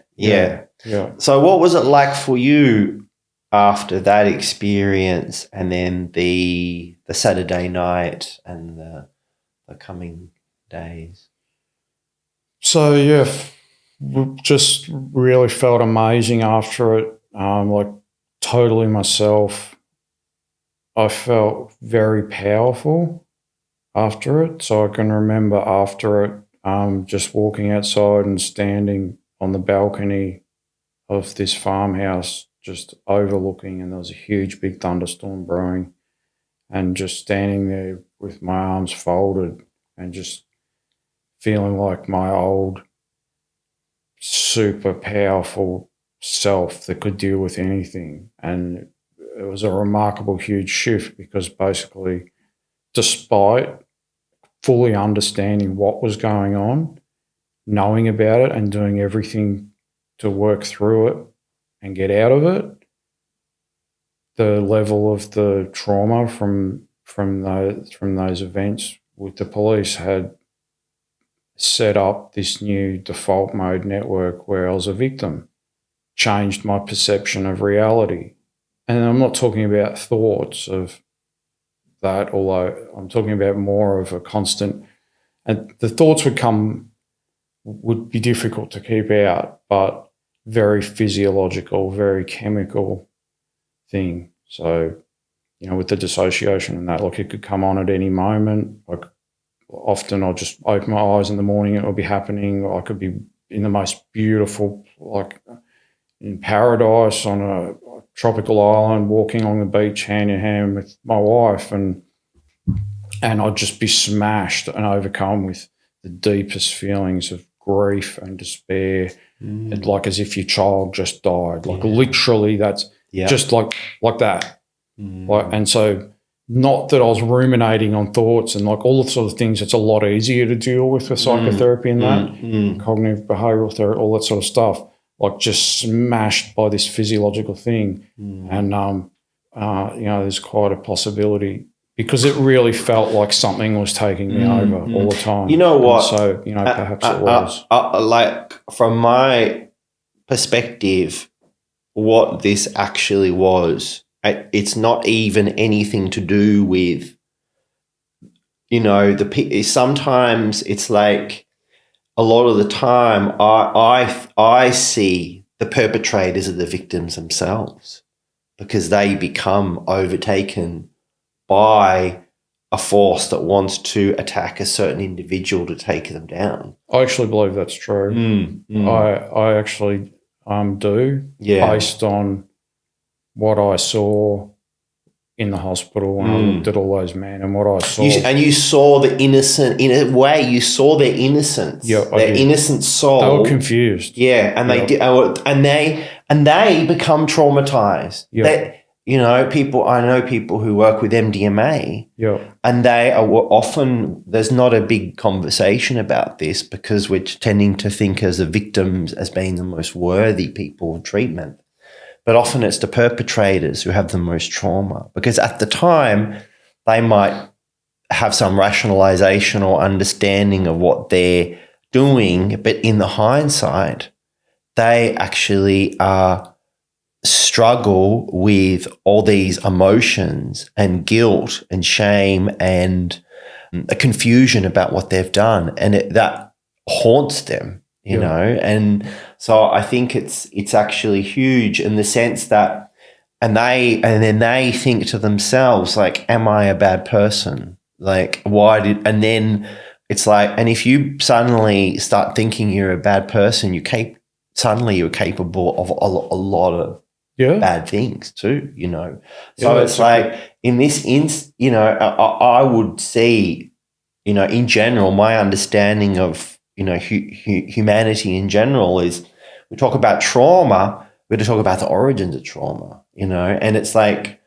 all this epidemic of sexual abuse, of domestic violence, which is kind of swept under the rug in our society compared to the extent of it. Often, I would see it as coming as having a causative factor that we are not ordinarily able to account for with our present understanding of the world, I think, but seeing it in that way gives us a chance to forgive the perpetrators, to see that, in a way, they may be victims in a way as well. And I think, it's just, it's really quite common. And I think in this instance, I would see it in a sense of that you were spiritually attacked rather than physically attacked, and that there was an attempt to basically sabotage you at that time as you were making good progress. And I come across this quite regularly, and it's generally at that point when the person's good, they're really taking off, and that's when they get hit, at that point, because it seems to be threatening to the real powers that be, that people, it's like you don't want to, I'm not saying don't get too close to the sun, but, as a point at which you get so high or you're doing so well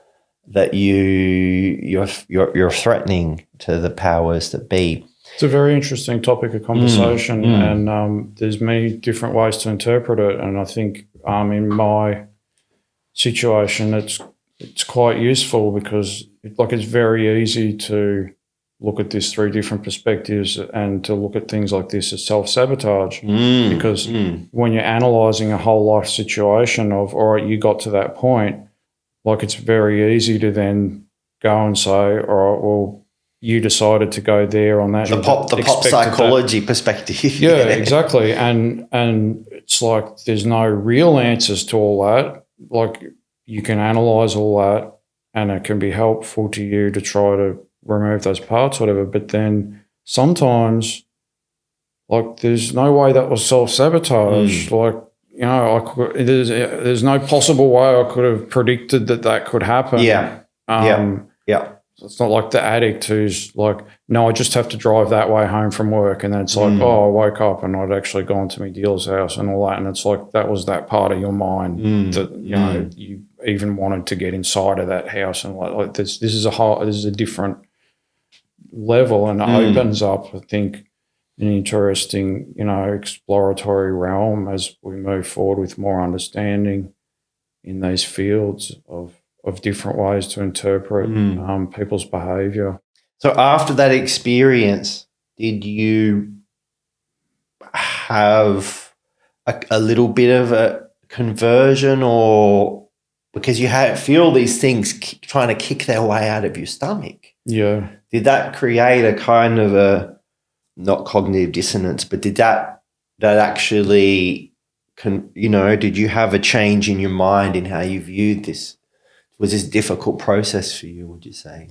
No, it wasn't a difficult process to me. But I think the evidence was right in front of me. There's something there. I think if it hadn't have been so many physical, very apparent and strong physical, symptoms during it that sort of matched what I was feeling and interpreting it myself, then it might have been. But again, I was just open and drawing huge conclusions, but I was just like, well, from all the evidence before me, it appears to be that's what happened. And like with any other treatment modality I use, no matter what it is, and I've always done this, if I'm going to, forget about fact or not fact. If I'm going to try a treatment, I'll just embrace it and do it the best I can and see whether I can get results. I don't need to spend my life figuring out whether it's true or not. Is it useful? Yeah. Did it help? Yeah. Then keep doing it. Yeah. If it didn't help and it's not useful, because there's many things especially with trauma, there's people believe it's all stuck in the body. People believe it's all cognitive networks. There's people believe there's all different ways to interpret it. Yeah. But it's whatever's useful for you and works for you.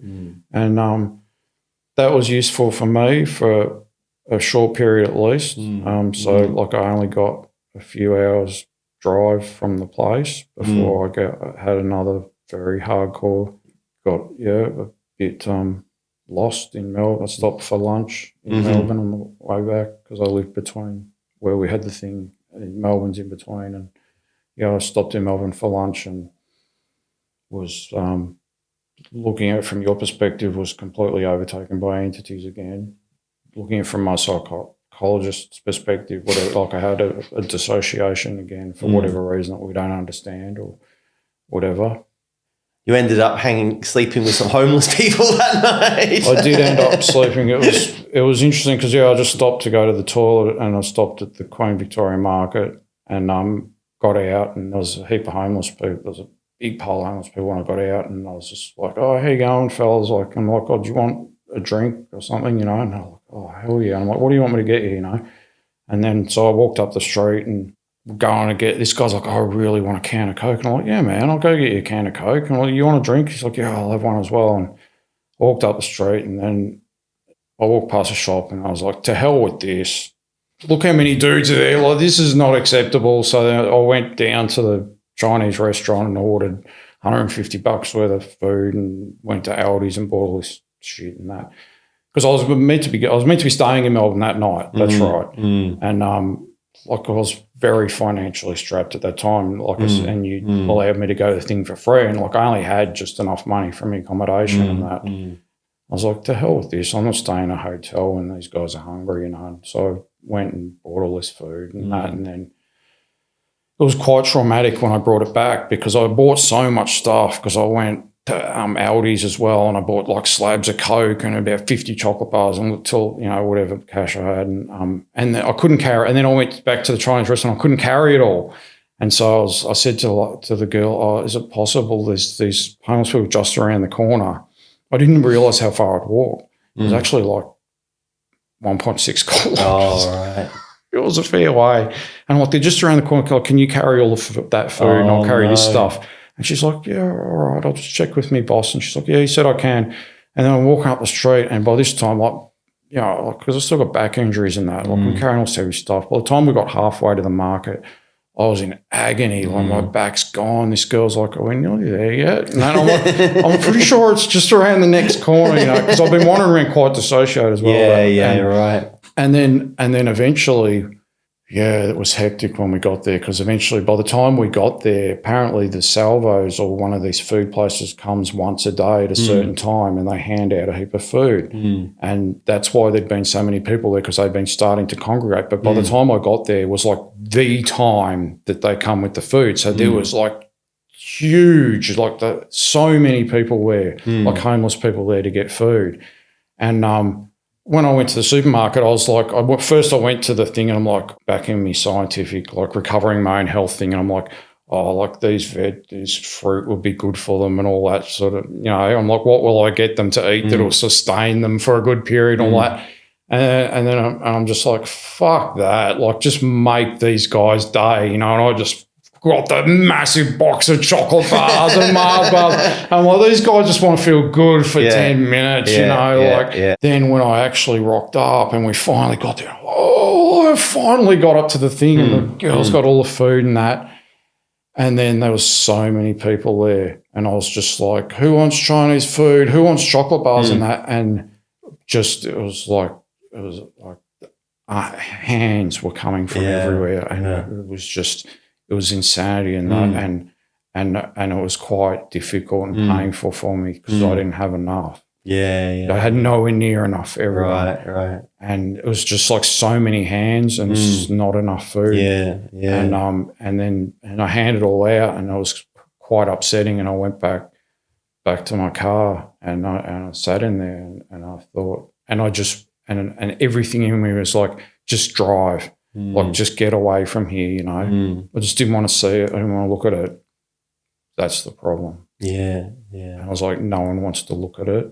I said, you don't want to look at it. It hurts too much. You don't want to see it. I'm like, this is the whole problem with our society. And that part of me, that strong part of me is just like, fuck, you can't. You're looking at this. And I sat there and I cried for an hour just watching them. And then I just got me blanket out of the back of the car and just went and slept with them for the night. Because I was just like, you look. Don't walk past. Because I'm sitting there and people, they're coming down the street and they're looking the other way because I don't want to see it. And I was like, this is the whole problem. No one wants to see it. That's right. You don't want to see it. So I'm going to make you see it. and it was cold. We man. wondered why you didn't quite explain the details of the story. We were like, what? Yeah, that's what happened. Yeah. So first I just was like, to hell with the hotel. I'll buy them food, but then I wasn't going to sleep with them. Yeah. Like I was going to go. I was just going to sleep in my car. I was going to go sleep at the back of a road stop or whatever where there was a shower. But then, it was like, no, you're going to stay with your discomfort. I think there's quite a lot that happened in that period, and I want to describe it from my experience, but and maybe you can add your interpretation and your experience. But turned out that I was living in Port Macquarie, I'm traveling here and there and everywhere, and I think we coordinated quite regularly or semi-regularly every 3 to 6 weeks, and made an effort to coordinate because I did more clearing on you each time, and it actually got sometimes it gets lighter, sometimes it gets heavier. And then eventually, I think it was around December, I'm still figuring this. This is all quite new to me at this time. I've worked with some people, but my experience with you was like the most startling. I have had startling experiences, but that singular experience was extremely startling to me. And everyone there. It was hardcore. It was intense. No one would talk to me about it. No, none of them would talk to me about it since. No. But basically, over the coming period of time, and I worked on you and did some clearing, and I remember it was always a little bit like, oh, yep, I'm back. Okay, I'm not disassociated and feeling better. And then something else would come in. As I understand it, the big shift happened when your partner, Tracy, began to attune, and actually you guys became attuned to these levels and layers of reality and were able to defend your space. And also Tracy was able to, if anything came close to you, she was able to liberate it from you. So that was the big clincher, because from my perspective, and I think this is a conversation that I can't have with many people, that I don't quite understand. Some people who have I'd call it an infection, we could call it that. What happens is there are protective barriers and walls that protect us from any level of interference. Sometimes they can be penetrated and broken through. And when you have a big infection, suddenly you have a big hole, and you can clear that infection, but other things can come right back. And so what's going to happen is there's got to be a healing. Those barriers and those natural barriers and protective shields have got to come back. But if there's always interference coming in and penetrating those and being presently in the field, the healing can't happen. So I would, from my perspective, the challenge in doing this work is actually enabling the person to heal those protective shields and so that they can come more into their own integrity. So maybe you can talk a little bit about your experience with that and where you are now with this understanding of reality, and do you ever suffer from disassociation or the symptoms that you used to experience? Yeah. So the torping was temporarily effective, usually for a few days. Not anymore. So I still did and still do suffer from it to different levels. Sometimes it's still quite bad, but I'm getting better and better from it. Bizarrely, the most effective treatment I found for it was vaporized nicotine, which was beyond belief. And my doctors and my psychologist and they were just like, what on earth? And I'm like, I don't know. But like was traveling to Melbourne. We had a big trade show event for Cannonbalm. So obviously I had to be on deck. You know, we had to set up the whole exhibit and then be there for 10 hours a day for 3 days and stuff like that. And I just had this huge dissociative attack in the car on the way down, and I was just gone and lost. I didn't know who I was. And at one point I tried to jump out of the car and was moving. Like, it was as bad as it gets. And it was horrendous. And some weeks before that, maybe even a couple of months before that, I'd been trying to use, I'd gotten a prescription for cannabis, and I'd been trying to use some cannabis to help with the anxiety and dissociation and stuff like that. Yeah, it was a bit strange because because I didn't want to smoke it, so I'd been vaporizing it and using the oils and that as well.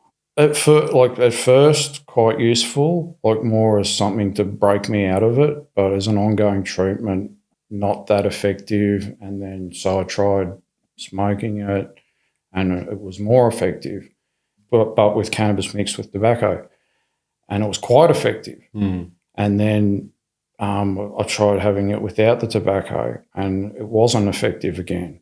And it was like, oh, this is interesting. Like, it looks like, so Tracy's like, just smoke tobacco and that. I'm like, I'm not smoking. Like, I hate smoking. You know, it's bad for your health. I'm not going to start smoking tobacco, you know. And she'd be like, what? And she was like, well, what about those like nicotine vaporizers you can get? And I went to the tobacconist in town, and that they're like, yeah, here you go, we'll sell you one and that. And then I looked at it and I'm like, he says it's got no nicotine. And he's like, selling vaporizers with nicotine is illegal, and we never under any circumstances do that. And I'm like, I don't know where this guy thought I was a cop. Sounds like there's an agenda there. Yeah. Like, what? And I'm like, so you're telling me this has no nicotine in it at all? And I don't know whether this particular one he had did or didn't. But he was fully claimed that it didn't. And I was like, what's the whole point of it? Yeah. And he's like, I sell thousands of these to school kids and that every day. And I'm like, well, that doesn't sound great whether it's got nicotine in it or not, but whatever. So anyway, I was unable to get one in my hometown, and so yeah, I'd still been really struggling with this. And then we got to Melbourne. We got literally nearly to the trade show, and we didn't know what we were going to do. Like, I was just a mess. I was gone. And again, just crazy synchronicity because we'd sort of forgotten about that because, you know, I was just dealing with it, and we're just trying to deal with life and get this business going. And in between these horrendous dissociative breaks, just on these times when I was normal, just doing the best that we could. And we had to stop at Aldi's to get something for the trade show exhibit, and we just put in whatever Aldi's, and it was in Abbotsford, and we just pulled up the vehicle on the opposite side of Aldi's to go in, and we were right outside the tobacconist, and I'm just out of my brain, and she's just like, go in there and get a nicotine vaporizer right now. And I was like, wow, we just happened to park right outside. I went in, I bought one. And within an hour, I was better than I had been in 18 months. Within 1 hour. You know, it's quite interesting that schizophrenics, without exception, will smoke. And traditionally, tobacco smoke is a protective element and used in traditional cultures as to protect you from spirits. And in the Amazon, they're blowing the tobacco smoke. Yep. Before you even apprentice with ayahuasca, you will apprentice with tobacco as a 3-year process. So it's really a fundamental plant that's uniquely intertwined with you know, human development and evolution in many cultures. So it is really interesting, and it was really interesting because like my doctors and psychologists and that was just like, what on earth? Like, but they couldn't argue with the results, obviously.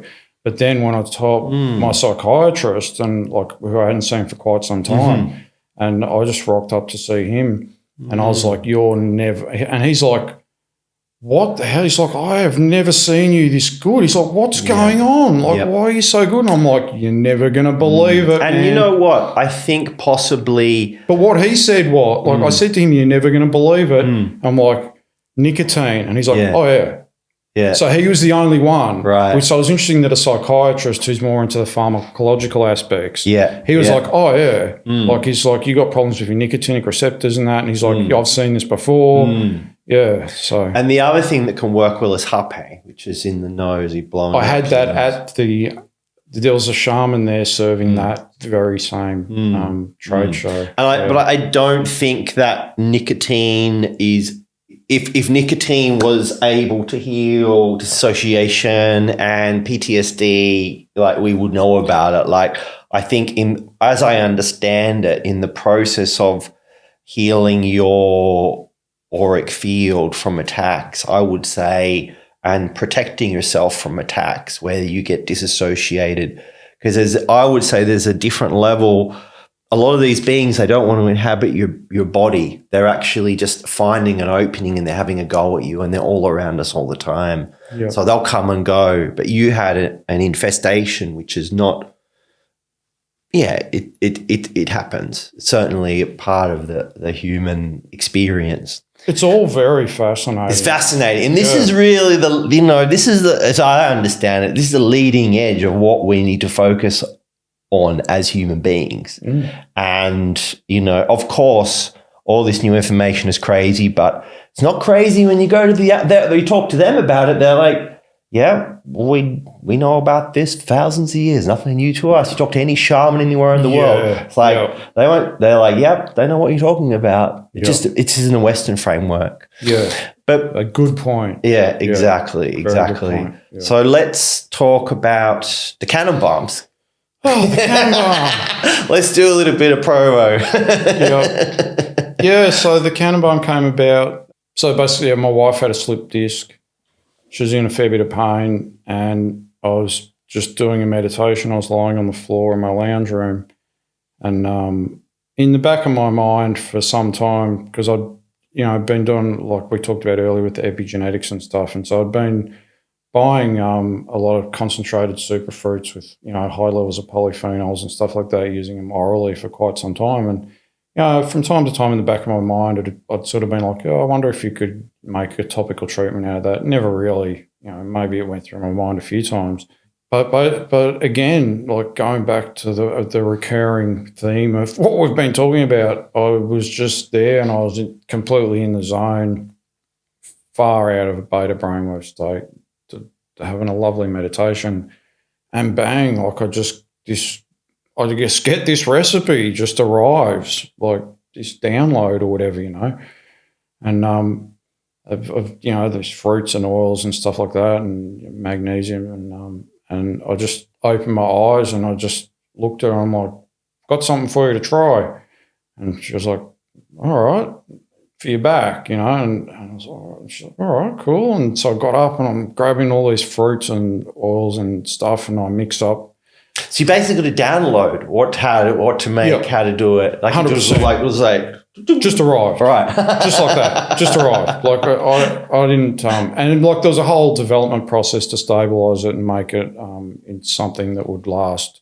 Because normally these things, particularly the main fruit I use, mangosteen. It's been traditionally used as an anti-inflammatory, anti-aging, skin repair sort of treatment, for a very long time. But usually these sorts of the polyphenols, that's the basis of Cannonbalm, they're quite sensitive to oxygen and water, and so normally these things are made up fresh. And I've been using mangosteen as a useful treatment for a very long time, like well before I recovered my actual health, like back when, for many years. And I'd seen these topical mangosteen products come onto the market a few times and come and go, and I'd tried them and they weren't very effective. But with all the study that I'd now done, I realised that this was likely because of the sensitive nature of the polyphenols. So that's why they use them fresh traditionally, and that's it. Like maybe have it for a couple of days, toss it out. So that was the development of it.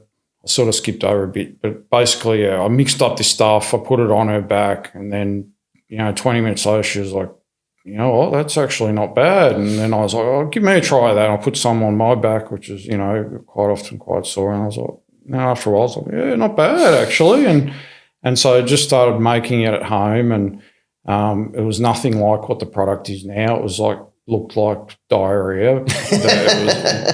It was sloppy, and it couldn't be stored for a long time, and the solids would precipitate out and stuff like that. You'd have to stir it each time, but it worked. And it seemed to really help with the pain and inflammation and stuff like that. And so I just was using it for my family and started sharing with a few people and making it a bit more stable myself. I started putting some beeswax in it to stabilise it, and people just kept saying, like, this is really good. Like, you can really help people with this. You got to get it out there and make it publicly available. And so that's what I did, and that's what I was doing through those really difficult times of 2021. Yeah, like the second half of the COVID with all the lockdowns, when everyone was sort of locked in their house. Like, our house was just a menagerie of hundreds of jars with codes on them of all of these, different slight variations and testing and trying to stabilise it and stuff like that. But yeah, the basis of it, that it works is it's got a lot of different high polyphenol superfruits in it. So the most popular product is the Ultimate product. That one's got 30 different fruits in it. That one's more for joints as well. So that one's got turmeric and ginger in it, and some other more specific fruits that's helpful to joints, like papaya and pineapple, which has got proteolytic enzymes. Yeah. And stuff. And I've talked to you about a little bit. It's a whole other podcast. Maybe some other time can do with you, but I know that you're actually going out of your way to source the most high-end organic essential oils and products. So you're not cutting any corners at all.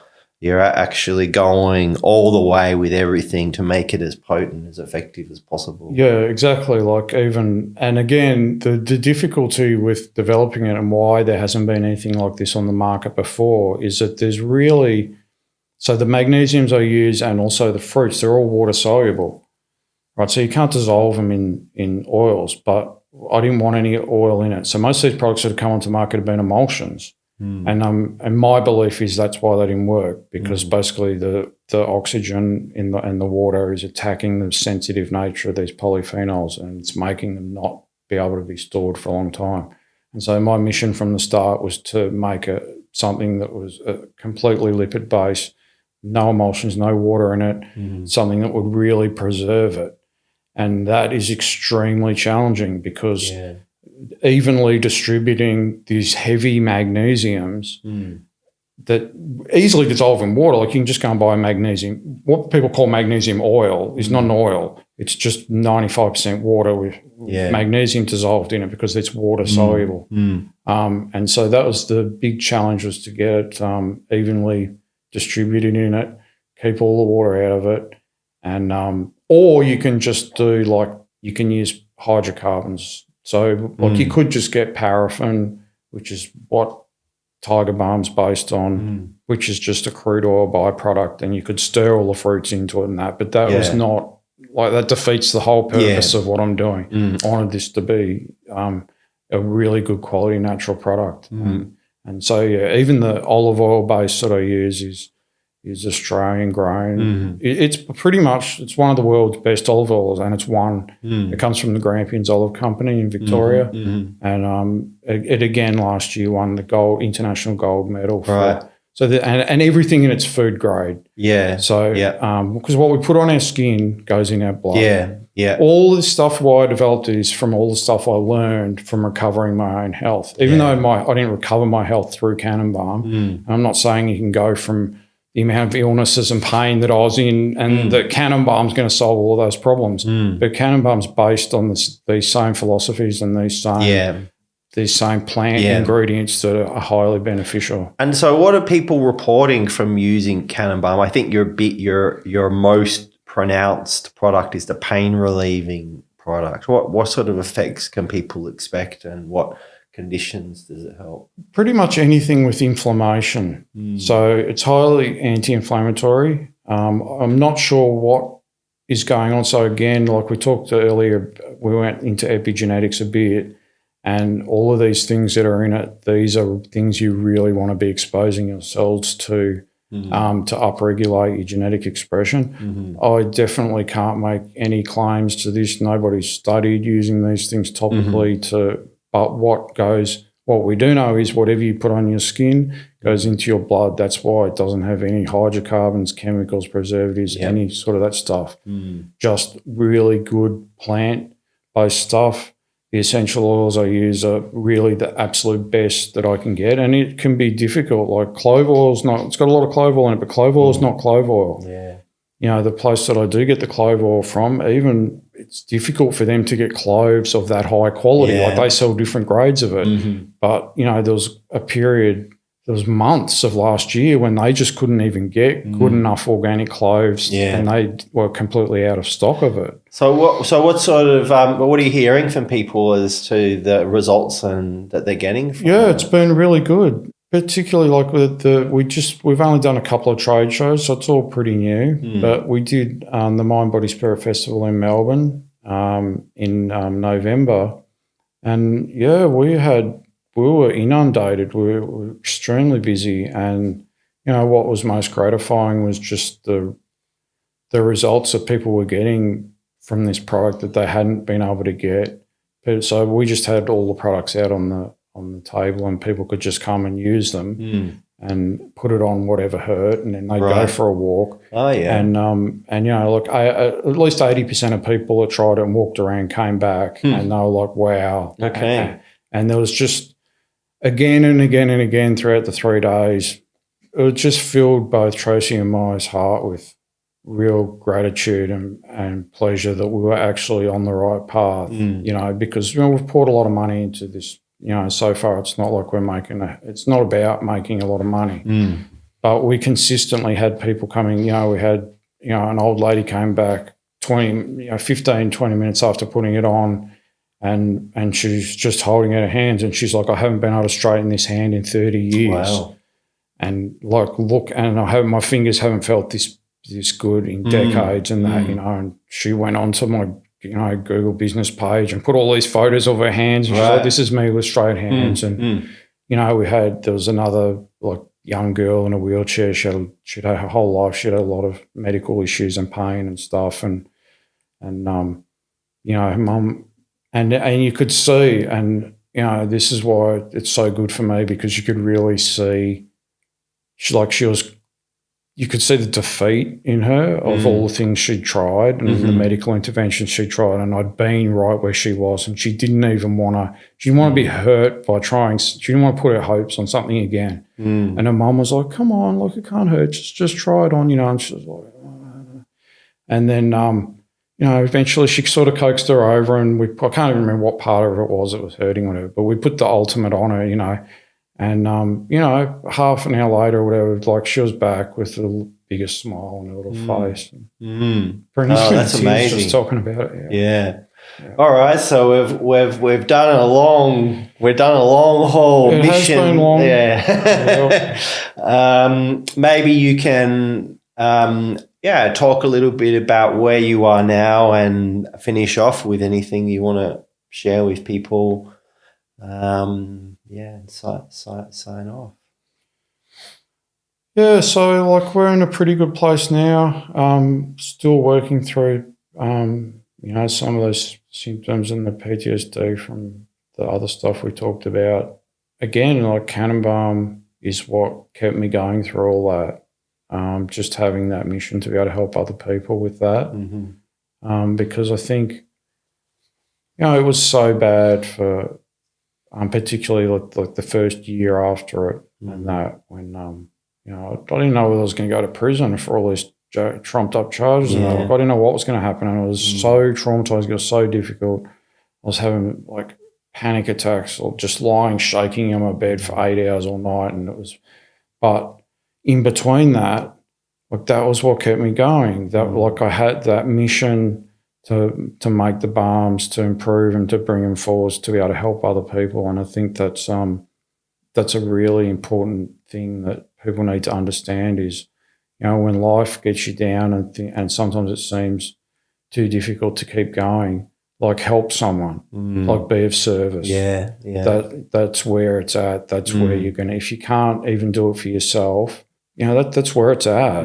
Being of service to people, that will bring you forward in your life.